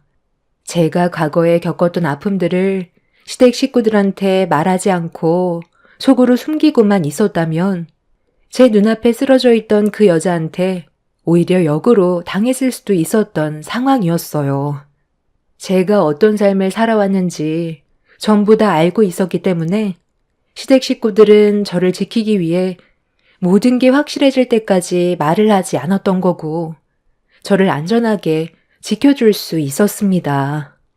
그리고 그 여자가 전화통화했던 그 남자도 결국 붙잡히게 되었고 저는 14년 전에 범행을 저지른 범인들을 이제서야 처벌을 내릴 수 있게 되었습니다. 오빠를 세상 떠나게 하고 모든 재산을 가지고 해외로 도망간 그 여자는 징역 20년 이상 선고받게 될 확률이 크다는 말을 들을 수 있었어요. 과거에 했던 잘못과 또 현재의 추가적인 계획 범행을 저지르려는 행동들이 죄질이 안 좋다고 생각해 형벌은 무거워질 것 같습니다. 전혀 알지 못했던 일이 밝혀져 지금 현재 너무 큰 충격을 받아 온몸이 떨려오고 있지만 그래도 오빠가 억울하게 당한 그때의 일들을 이제야 풀 수 있게 돼서 제 마음도 한결 편해졌습니다. 그리고 무엇보다 저를 진심으로 가족처럼 생각해주는 시댁 식구들이 함께 있어서 너무 감사했어요. 앞으로 법정에 서게 될 일이 자주 있을 것 같은데 여러분들께서 저에게 힘이 되는 응원의 한마디 해주셨으면 좋겠어요. 저희 오빠를 해한 그 사람들이 제가 원하는 법적 처벌을 받을 수 있기를 간절히 바랄 뿐입니다. 제 사연을 여러분들께 털어놓게 되니 어느 정도 마음의 안정을 찾을 수 있었습니다. 오늘 하루 여러분들의 삶은 슬픔이 아닌 행복만 가득하시길 바라며 법적으로 어떤 결과가 나왔는지 판결이 났을 때 다시 찾아오도록 하겠습니다. 감사합니다. 안녕하세요. 저는 1년간의 짧은 결혼 생활을 마치고 돌아온 30대입니다. 사실 결혼을 하고 나서 위기를 겪었을 때 죽기 살기로 버텨보자 하면서 버티고 있었지만 시간이 지나면서 오로지 버티는 것만이 답이 아님을 알게 되었어요. 지금은 너무나 편안하고 심리적으로 안정적인 상태라 요즘 무척이나 행복하게 지내고 있습니다. 제 전 남편은 집안에서 귀중하게 자란 외동 아들이었어요. 무뚝뚝한 시아버지와 아들밖에 모르는 시어머니가 계셨죠. 양가 경제 상황은 비슷했지만 저는 말 그대로 자유롭고 방목하며 자란 반면에 남편은 시모의 테두리 안에서 자란 케이스였습니다. 그러다 보니 시모가 남편에 대해서 하나부터 열까지 다 간섭을 하고 모든 일정을 깨뚫고 있어야 안심을 하는 듯 싶었어요. 그나마 연애를 할 때는 그런 점들이 잘 보이지 않아서 몰랐는데 가끔씩 집에 갈 때면 시모의 경계가 느껴질 정도였습니다. 그래, 수희는 요리 좀 할 줄 아니?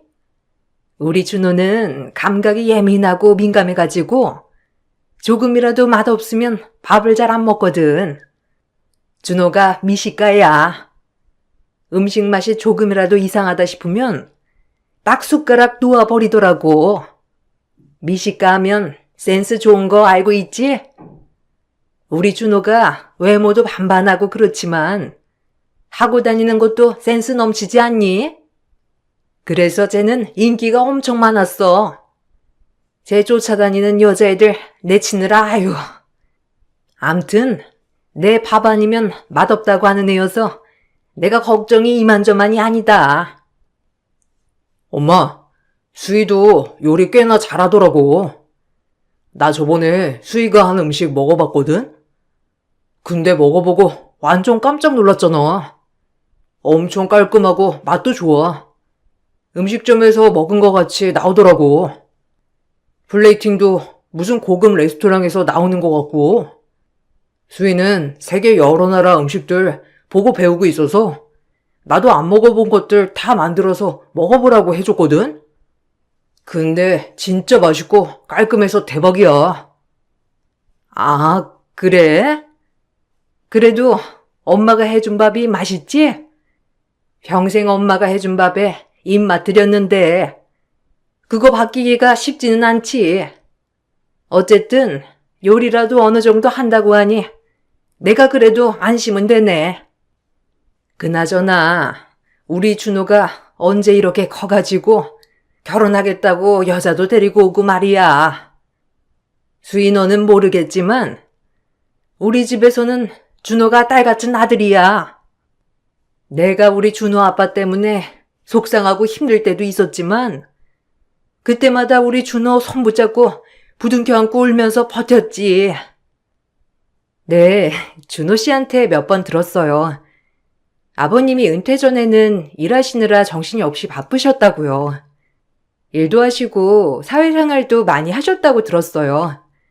제가 일하는 곳에서 연계된 곳에서도 준호 씨 아버님 성함이 올라와 있어가지고 물어봤었거든요. 어쨌든 혼자서 집안일이며 육아며 하느라고 힘드셨겠어요. 아휴, 말도 말아라. 내가 아주 어릴 적부터 꼬장꼬장한 시모 모시면서 시집살이를 아주 고되게 당했어. 내가 하도 당하니까 내 며느리한테는 안 그러려고. 내가 고생한 건 우리 아들이 하나부터 열까지 다 알고 있지. 그래서 아들이 나한테 엄청 잘해. 우리 아들은 내 말이면 꿈뻑 죽을 거야. 에이, 무슨 엄마 말을 그렇게 오버하면서 해. 수희야, 그 정도까진 아니야. 그냥 수희 와서 엄마가 좀 겁주려고 오버하나 보다. 우리 엄마 엄청 쿨해. 신세대 어머니라니까. 우리 친구들도 우리 엄마 보면서 엄청 쿨하시다고 하시는데 내 사생활 존중해주고 엄마도 바쁘고 개인 생활도 있으니까 우리도 프리하지. 남편은 그냥 허허하면서 웃어 넘긴 말이었지만 사실 시모의 말을 듣고 나서는 쎄한 느낌이 들기도 했죠. 과연 내가 이 집에 시집을 가서 잘 버틸 수 있을까 고민을 많이 했던 것 같아요. 처음에는 이런 점 때문에 결혼을 주저하기도 했습니다. 그럴 때마다 남편은 자기는 집에서 독립을 하고 싶다면서 엄마와도 거리를 두고 싶다는 말을 자주 하기도 했어요. 준호 씨, 나 솔직히 준호 씨랑 결혼하는 거 사실 고민돼. 몇 번 어머님 만나봤잖아. 그럴 때마다 나를 너무 경계하시는 것 같고, 준호 씨에 대한 관심이 너무 넘치시는 것 같아서 부담될 때도 있어. 여기서 내가 낄 자리가 있기는 할까 싶은 생각이 들기도 하고. 어쨌든 지금 당장 결혼을 하기에는 어머님도 마음의 준비가 안 되신 거 아니실까? 우리 좀 더 고민을 해봐야 할 것 같아. 아니야. 엄마가 괜히 너 만날 때마다 그러시는 거야. 아무래도 아빠가 밖으로 많이 도시다 보니까 엄마가 나한테 좀 더 집중하는 것이 있어서 그런 거지. 결혼하면 달라지실 거야. 엄마 시집살이도 많이 당해서 그런 못된 시어머니랑은 거리가 멀다니까. 본인 스스로도 그런 시어머니 안 된다고 말도 했잖아. 그리고 나도 결혼하면 달라져야지. 더 이상 집에 휘둘리면서 살고 싶지도 않아. 엄마가 많이 간섭하는 건 나도 알고 있어. 그렇지만 계속 그러시지 않게 해야지. 정말 그럴 수 있을까? 나는 준호 씨가 잘 말한다고 해도 크게 달라질 것 같진 않아서 그래. 어머님한텐 준호 씨가 그냥 아들이 아니라 그 이상인 것 같아서. 처음에는 준호 씨랑 결혼하면 행복할 거란 생각만 들었는데 막상 시간이 지나다 보니 내가 준호 씨 가정에 끼어드는 거란 느낌이라서 고민이 되는 것 같아. 에이, 무슨 소리야. 난 너 없으면 안 돼. 너랑 살고 싶은 거지. 엄마랑 어떻게 평생 살아. 우리 집은 내가 알아서 할게.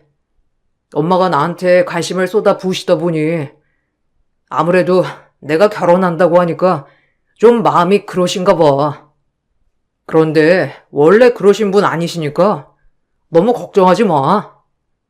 혹여나 엄마가 너한테 심하게 하더라도 내가 든든한 방패하게 되어줄 테니 걱정하지 말고. 엄마도 내가 적극적으로 나서면 어쩔 수 없으실 거야. 남편은 저와 결혼을 하기 위해서 온갖 노력을 했어요.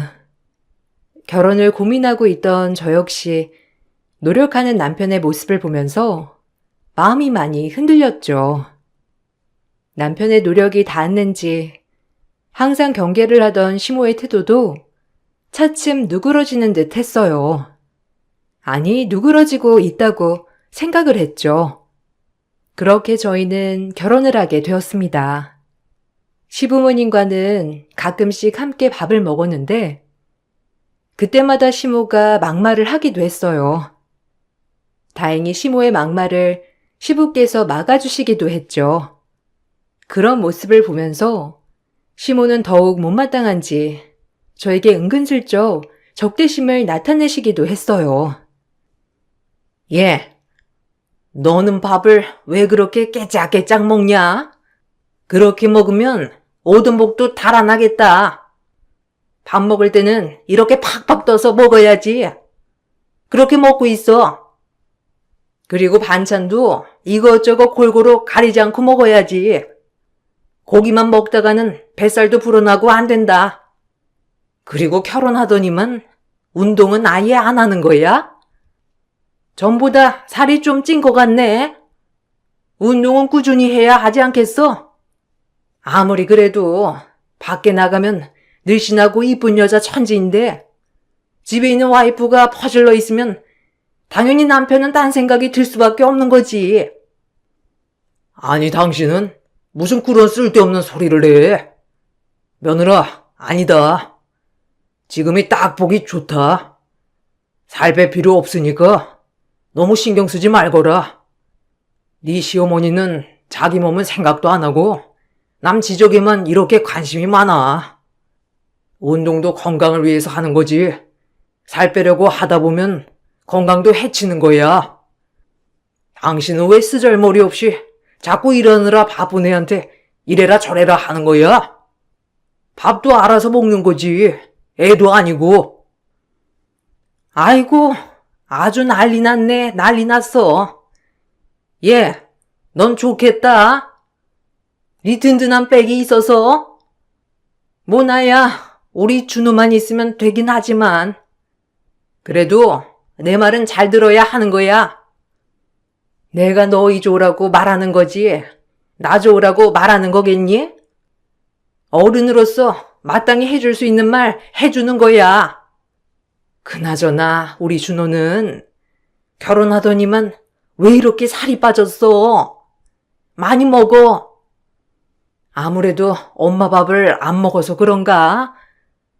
전보다 살이 확 빠져가지고 뼈만 남았네. 어? 엄마, 무슨 소리야? 다들 나보고 살쪘다면서 얼굴 좋아 보인다고 하는데? 엄마 음식도 맛있지만 와이프도 요리 엄청 잘해. 그래서 나도 매번 잘 먹고 있고, 솔직히 나는 점심도 와이프 음식으로 먹고 싶은데? 맞벌이 하느라 매번 와이프가 저녁 차리는 것도 미안한데 엄마 그만 좀 해. 그래, 알았어. 수희가 밥 잘 챙겨준다니까 뭐 다행이네. 그래도 우리 준호는 고기 종류로 좋아하니까 메뉴 중에는 꼭 하나 놓아야 되는 거 알지? 너무 또 고기만 먹이면 건강에는 안 좋으니 아침에는 과일이랑 채소 같이 갈아서 주고, 나랑 살 때는 매번 갈아서 먹이니 건강도 좋고 피부도 좋았는데 요즘은 안 먹고 있지? 에휴, 번거로워도 수인이가 아침마다 챙겨서 갈아 먹여. 어머님, 주스 갈아서 먹지는 않지만 아침에도 잘 먹고 다니고 있어요. 갈아 먹는 것보다 그냥 원상태로 먹는 게 좋다고 해서 사과도 같이 먹고 있고요. 준호 씨 운동도 꾸준히 해서 전보다 몸 더 건강해졌다고 하는데 어머님은 걱정이 많이 되시나 봐요. 저희 잘 살고 있으니까 너무 걱정하지 마세요. 시모의 간섭은 밥에서만 끝나는 것이 아니었어요. 특히나 남편이 감기에 걸리거나 조금이라도 컨디션이 안 좋다 싶은 날에는 바로 저에게 연락이 왔죠. 이것저것 남편을 챙기라면서 신신당부를 하시고 잘 챙겨주지 않는 저에게 죄책감을 심어주시기도 했어요. 어머, 어머님, 전화하셨어요? 아까 일 처리하느라고 전화 온 걸 받지 못했어요. 아니 근데 세상에 이렇게 부재중 많이 찍혀 있는지 몰랐네요. 무슨 일 있으세요? 이렇게 많이 전화하셨으면 급한 일이신가요? 제가 이제 회의 들어가 봐야 해가지고 통화는 길게 못할 것 같아요. 예, 너는 결혼해서 뭐 하는 거니? 시어머니가 전화하면 제깍제깍 받아야지. 뭐 하는 거야? 오늘 준호랑 아침에 통화를 해보니까 목소리가 너무 안 좋더라.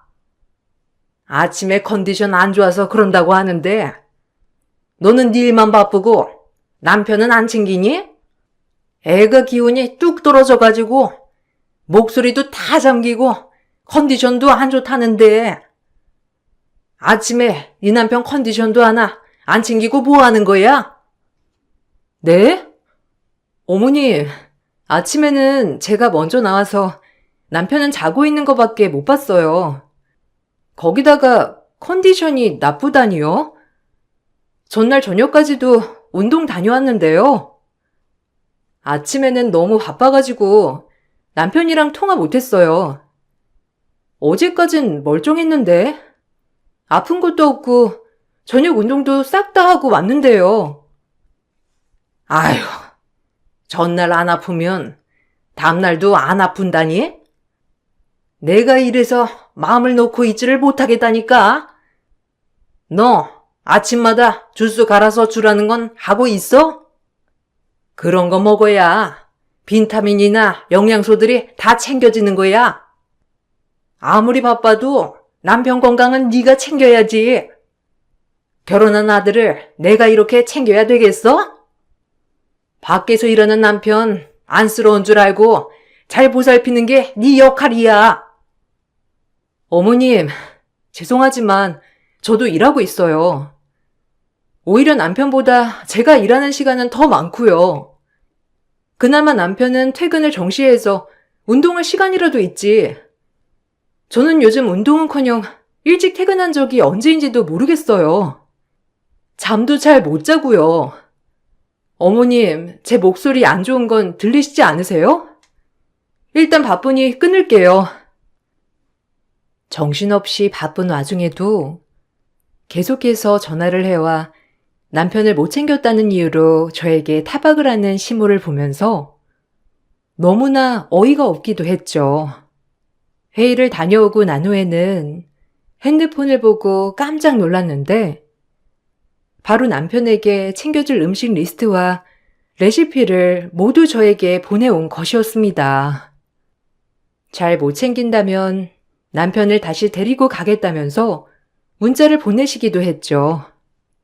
잔뜩 화가 나 집에 가보니 남편은 뭐가 못마땅한지 저에게 퉁명스럽게 대했어요. 당신 혹시 엄마가 당신한테 전화했었어?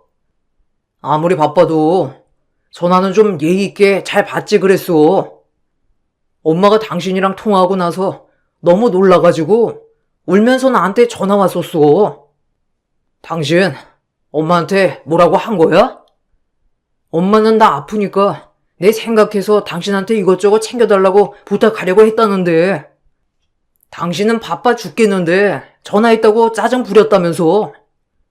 엄마가 엄청 서운해서 우셨어. 아, 진짜 기가 막힌다. 지금 나 때문에 어머님이 서운하셨다고 한 거야? 당신 정말 너무하다. 이것 봐. 어머님이 보내오신 거. 이것만 봐도 어떻게 말씀하셨는지 모르겠어? 갑자기 다짜고짜 전화 와가지고 남편 안 챙겼다면서 나한테 엄청 뭐라고 하셨어. 거기다가 회의 갔다 오니까 이렇게 잔뜩 당신 챙길 음식 리스트만 쭉쭉 보내오셨고 다 챙겨서 내가 손수해서 먹이라고 하셨어. 나 요 며칠 동안 몸살 나서 누워 있었던 거 당신 알고 있지 않아? 겨우겨우 연찬해서 쉰 거 알고 있잖아. 그때도 어머님 전화 오셔서 아프다고 했는데 생리 때 다가오면 여자들은 다 아프다면서 약 먹으면 괜찮아진다고 하셨잖아. 그래 놓고서는 당신 끝날 시간 되면 밖에서 일하는 아들 걱정된다고 하셨던 건 기억 안 나? 오로지 아들. 내가 더 서운해. 아무리 그래도 그렇지. 당신 그렇게까지 짜증을 낼 필요가 있어? 그냥 앞에서 내내 하고 지나가도 되는 거 아니냐고. 당신이 반박하거나 화날 포인트를 잡으니 엄마도 그렇게 말했던 거 아니야? 그럼 엄마가 아들을 챙기지. 결혼했다고 홀랑 관심을 꺼버리는 건 말이 된다고 생각해? 우리 엄마보다 당신이 더 이상해. 그래, 그런가 보다. 내가 이상한가 보다. 내가 이상하니까 당신 다시 본가로 가서 어머님이랑 평생 살아. 나는 더 이상 도저히 못하겠어. 내가 결혼을 한 건지 당신 어머님 대체할 젊은 인력으로 들어온 건지도 모르겠다고. 내가 미쳐버리기 전에 당신이랑 그만둬야 되겠어. 이것 봐. 당신 엄마가 조금 뭐라고 했다고 바로 그만두겠다고 하는 거. 그러니까 엄마가 당신한테 자꾸만 뭐라고 하는 거야. 생각이 어리니까 그런 거라고. 엄마는 당신보다 훨씬 심한 시집살이 당하면서도 지금까지 다 견뎠어. 그거 다 견디면서도 당신한테 그런 시집살이 안 시킨다고 하는 건데 당신은 뭘 했다고 그렇게 당당해? 아유, 됐다. 오늘 너무 예민한 것 같으니까 그만하자. 나 오늘은 그냥 본가에 가서 자고 출근할게. 어이없는 소리를 하고 시댁으로 간 남편을 보면서 더 이상 결혼을 유지할 수 있을까 생각이 들기도 했습니다. 그나마 시부는 시모 남편과 다른 태도라서 시부와 통화를 하면서 마음이 풀리는 경우들도 있었죠. 바쁘니? 우리 며느리 결혼하고 이것저것 챙기느라 힘들지? 원래 결혼이라는 게 쉬운 일이 아니란다. 힘든 거야. 평생을 다른 환경에서 살던 사람들 아니니? 그런 사람들이 한 공간에서 같이 산다는 게 진짜 쉽지 않지? 그래도 서로 이해하고 살려고 노력하다 보면 다 사라지더라. 준호, 집으로 와서 내가 혼내서 보냈다. 애가 아직 철이 없어서 그래. 지 엄마가 감싸돌며 키워서 그런 거지. 아직 엄마 품에서 벗어나질 못했다. 내가 미안하구나. 아니에요, 아버님. 아버님이 미안해 하실 거 없어요. 사실 처음에 어머님이 준호 씨한테 많이 의지하고 관심도 너무 많으셔가지고 조금 걱정은 했지만 그거 다 알고서 결혼을 시작한 거잖아요. 제가 시작을 한 거니 잘 버텨봐야 하는데 생각보다 버거운 것들이 많네요. 괜히 제가 분란을 일으킨 것 같아요. 아니다. 자식이라곤 아들 하나만 있어서 그런지 준호 엄마가 준호한테 너무 과도한 점도 있어. 결혼하면 아들한테도 좀 거리를 둬야 하는 게 맞는데 말이야. 근데 막상 준호가 집 떠나서 가정을 꾸렸다고 하니까 그게 아직은 받아들이기 어려운 모양이더라고. 어쨌든 힘들겠지만 조금만 시간을 주면 나도 준호 엄마한테 말해서 노력을 해볼게. 그렇지만 너도 힘들겠지만 조금만 노력을 해다오. 네, 아버님. 사실 저도 알고 있어요. 결혼하면 쉽지 않을 거라는 것도 알고 있고요. 저도 화가 나서 섣불리 말한 게 있어요. 준호 씨 집에 오면 저희 둘 서로 잘 말해서 풀어볼게요. 심려 끼쳐드려 정말 죄송합니다. 앞으로 이런저런 일로 싸우더라도 저희끼리 잘 풀어보도록 할게요. 결혼을 하고 나서 크게 터치를 하지 않았던 무뚝뚝한 시부였지만 시모와 나 사이의 갈등을 중재하는 역할을 해주시기도 했어요.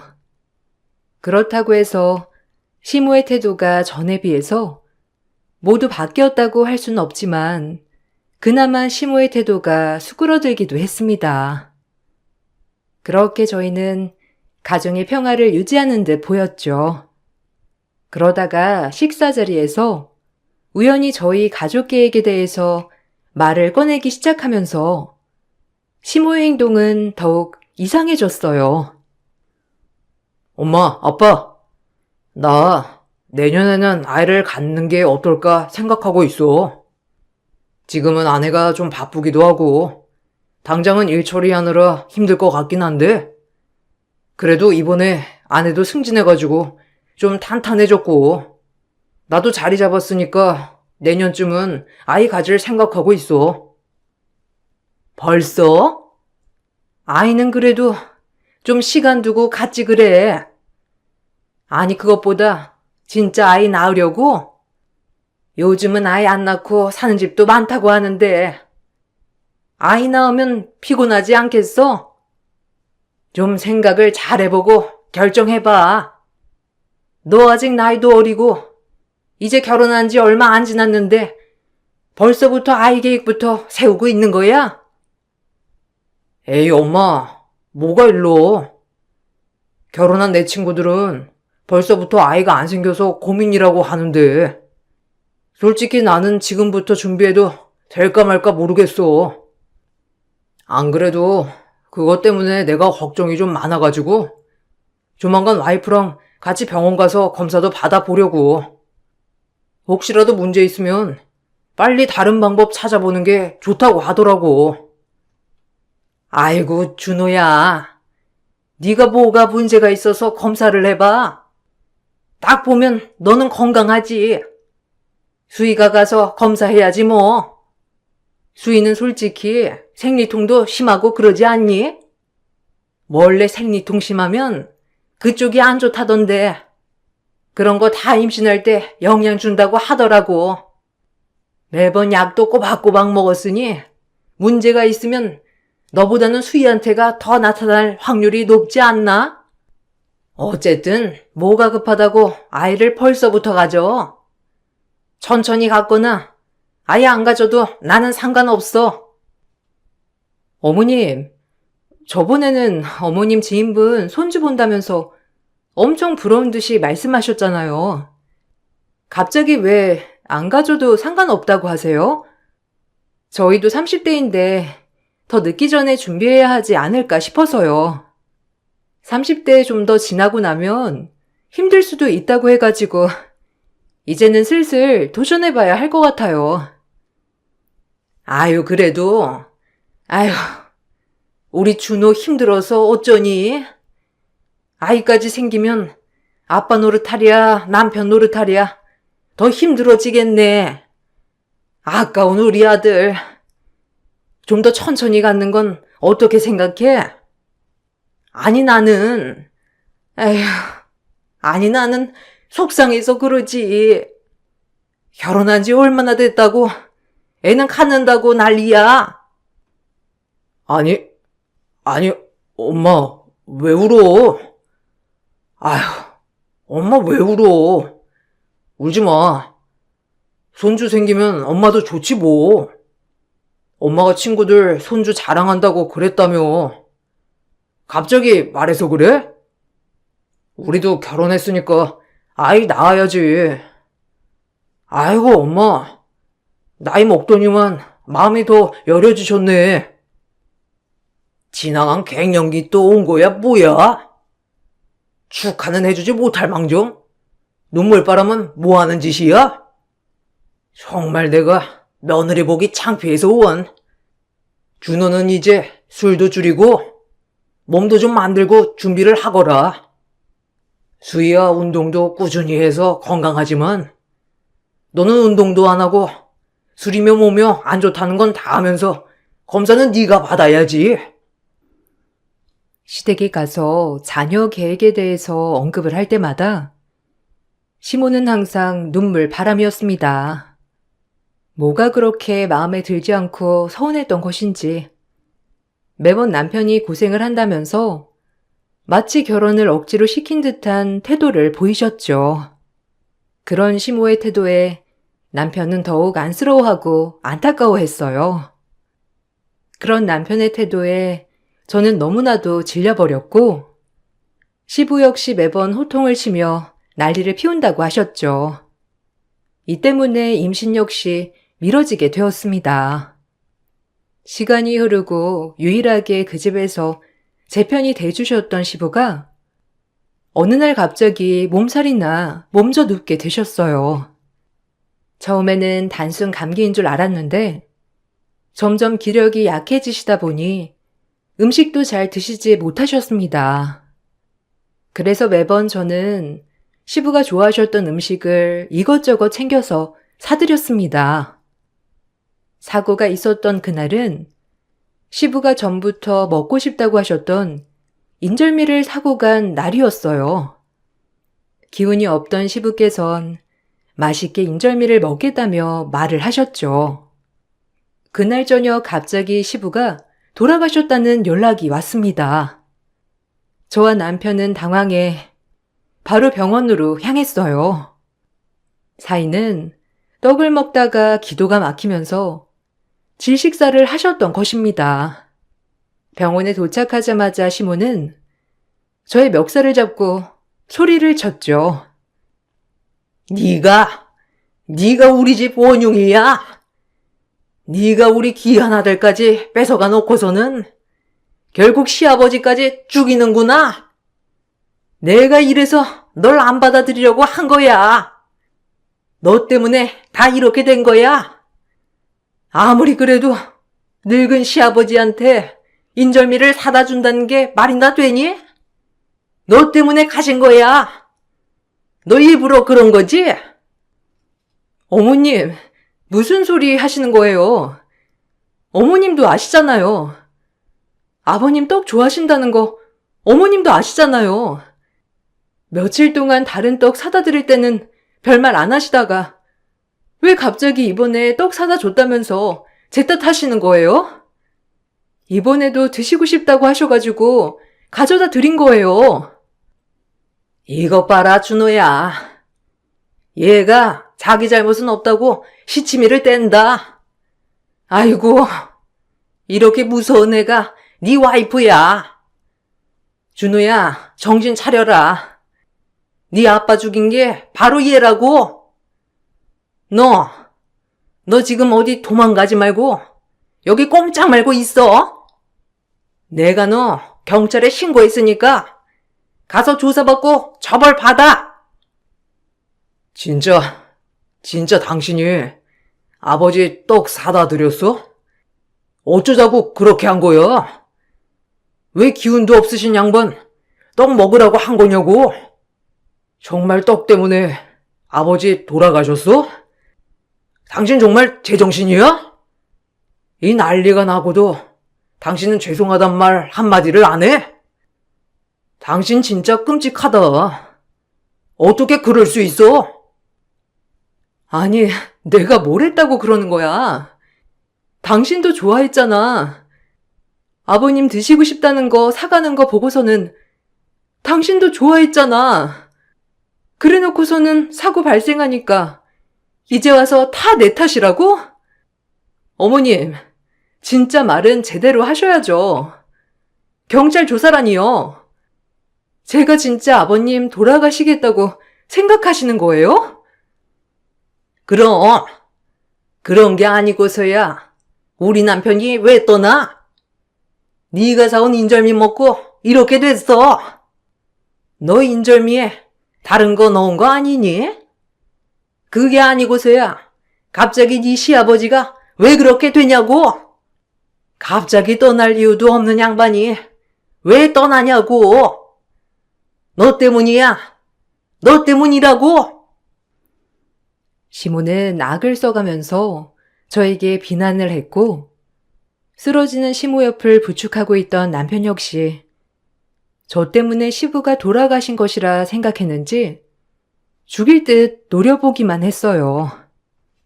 갑작스러운 상황에 너무나 놀랐고 슬펐지만 그 모든 것이 제 탓이라고 하니 황당하기도 하고 화가 나기도 하더라고요. 떡을 사가긴 했지만 드시는 모습까지 다 보고 나오지 못했던 것이 마음에 걸리기도 했어요. 조사를 받으면서 고의성이 없었다는 것을 밝히기 위해 노력하던 중 어떤 한 사람이 사건의 실체를 밝히겠다며 찾아왔다고 경찰서에서 연락이 왔죠. 저와 시모 남편은 경찰서로 향했습니다. 증인이 나타나자 시모와 저는 화들짝 놀랄 수밖에 없었어요. 아니, 여긴 어떻게? 맞죠? 그때 병원에서 증언하겠다는 사람이 당신이에요? 근데 당신이 뭘 증언할 게 있다고 여길 와요? 아니, 젊은 사람이 경찰서가 장난인 줄 아는가 본데 아무거나 다 봤다고 증언이 되는 건 아니에요. 선생님, 이 사람 별거 아닙니다. 그냥 남편 중환자실에 있을 때 건너편 환자 보호자인데 오신 거예요. 오며 가며 보다 보니 뭔가 착각하신 것 같아요. 참, 아니에요. 확실히 증언하러 왔습니다. 그때 이상하다 생각을 했는데 그때 병원 앞에서 다투시기도 했죠? 들어보니 경찰 조사 받는다고 해서 억울한 거 풀어주러 왔습니다. 저 기억하시는 거 보니 아시네요. 그때 통화도 하셨잖아요. 누구랑 그렇게 통화하셨는진 모르겠지만 남편 쓰러지니까 잘 됐다면서 안 그래도 며느리 이혼시키려고 했는데 며느리가 떡 사왔으니까 덤터기 씌우면 되겠다고 하셨잖아요. 아니, 그게 무슨 소리예요? 제가 무슨 통화를 했다고? 그런 끔찍한 통화를 제가 못하러 합니까? 선생님, 아닙니다. 이거 진짜 오해예요. 그리고 제가 그런 말 했다는 증거 있어요? 아이고, 남편도 떠난 마당에 억울하게 의심까지 받게 생겼네. 엄마, 좀 진정해봐. 근데 수희 친구분 아니세요? 아니, 어떻게 여기까지? 아니, 일단 엄마가 통화를 했다고요? 그럼 저희 와이프 때문이 아니라고 증언하시려고 오신 거예요? 아빠 돌아가시게 한 떡, 저희 와이프가 드시라고 가져다 준 떡이에요. 그거 드시고 지식사 하신 거고요. 지금 거짓말 하신 거면 위증죄로 처벌받으실 수 있어요. 참나, 제가 똑똑히 들었어요. 저 기억도 안 나시죠? 저 수희 친구인데 결혼식 날 제가 어머님 장갑 전달해 드렸잖아요. 제가 수희 친구라고 하니까 제 앞에서 비아냥대시고 무시하셨잖아요. 참 그때도 별나다 싶었는데 사람 안 변한다지만 이 정도이실 줄이야 몰랐네요. 제가 그 옆에서 통화했으니 녹음된 파일 궁금하시면 들어보시던가요. 어찌나 목소리가 크신지 통화 녹음에 다 들어갔어요. 증인으로 나타난 사람은 저의 친구였습니다.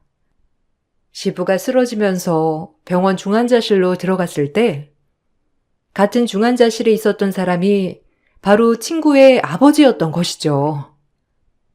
친구는 결혼식 날에 봤던 시어머니 얼굴을 기억하고 있었지만 시어머니는 기억을 하지 못하셨던 것이고 그 앞에서 통하는 내용을 보고서는 경악을 했던 것입니다. 그 후 제가 경찰 조사를 받는다는 소식을 듣고 당시 통화했던 녹음 파일을 들어본 후에 경찰서로 향했던 것이죠. 사고에 대한 조사를 진행한 결과 단순 사고사로 마무리가 되었습니다. 알고 봤더니 시모가 시부가 아픈 것도 나 몰라라 하고 인절미를 잘라주거나 음료도 챙겨주지 않은 채 통으로 인절미를 가져다 주면서 시부가 목이 막히게 되었고 시부가 목이 막혀 있는 상황에서도 제대로 대처하지 않고 방치해 사고로 이어진 것이었죠. 사건이 마무리가 되면서 저는 남편과의 이혼도 진행을 했습니다. 시모의 부당 대우로 인한 이혼이었기 때문에 남편 시모에게 모두 위자료를 청구했습니다. 이혼 후 그제야 남편은 정신이 들었는지 본가로 들어가지 않고 멀리 떠나버렸죠. 그 뒤로 시모는 연락도 안 되는 아들을 찾기 위해서 저에게 연락을 해 오기도 했어요. 수희야, 혹시 준호 연락은 안 되니? 아무리 내가 전화를 해도 통 받지도 않고 메시지를 보내지도 않고 읽지도 않는다. 이게 며칠째인지도 모르겠는데 혹시 연락이 되면 엄마한테 통화 한 번만 해달라고 전해주면 안 되겠니? 내 전화는 안 받아도 네 전화는 받을 것 같아서 이렇게 부탁하마. 내가 미안하다. 이러려고 그랬던 건 아닌데 내 욕심이 컸어. 제가 왜요? 제가 왜 그래야 되죠? 그렇게 애지중지에 안타까웠던 사이 아니셨나요? 저보다 어머님께서 더 통화 자주 하시고 애틋하실 텐데 저한테 왜 부탁하시죠? 저 그렇게 할 의무도 없고 그럴 생각도 없습니다. 저한테 그러셨잖아요. 당신 품 벗어나면 아들 제대로 못 살 거라고. 그러면 다시 품에 돌아오게 하셨어야죠. 그것도 못 하셔놓고서는 왜 부족한 저한테 해달라고 하세요? 한 번만 부탁이다. 내 연락은 하나도 안 받아서 그런 거야. 다른 전화로도 해봤는데 아예 받지를 않더라고. 어디 갔다고도 말도 안 하고 사라져 버렸으니 살아는 있는지 뭐하고 다니는지도 모르겠고, 아무리 찾아봐도 찾을 수가 없구나. 아들 하나 있는데 연락이 안 되니 너무 힘들고 무서워서 그래. 내가 잘못했다, 수희야. 내가 하나밖에 없는 아들 뺏어갔다고 생각해서 못되게 굴었어. 다 내 잘못이다. 내가 반성할 테니 제발 용서해다오.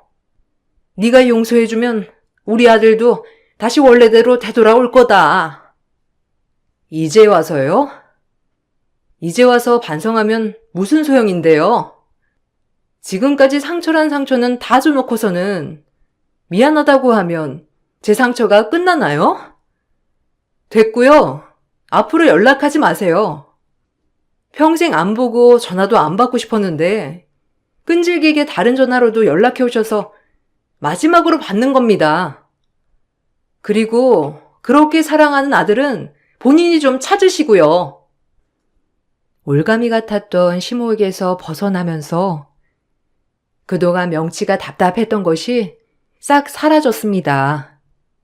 결혼이라는 게 남편과 행복하기만 하면 될 줄 알았는데 제 뜻대로 흘러가는 건 아니었던 것 같더라고요. 그래도 더 결혼 생활이 길어지기 전에 마무리했던 것이 다행이라 생각을 하고 있어요. 제 긴 사연을 들어주셔서 감사합니다. 여러분들에게도 늘 행복한 시간만 가득하시길 바랄게요.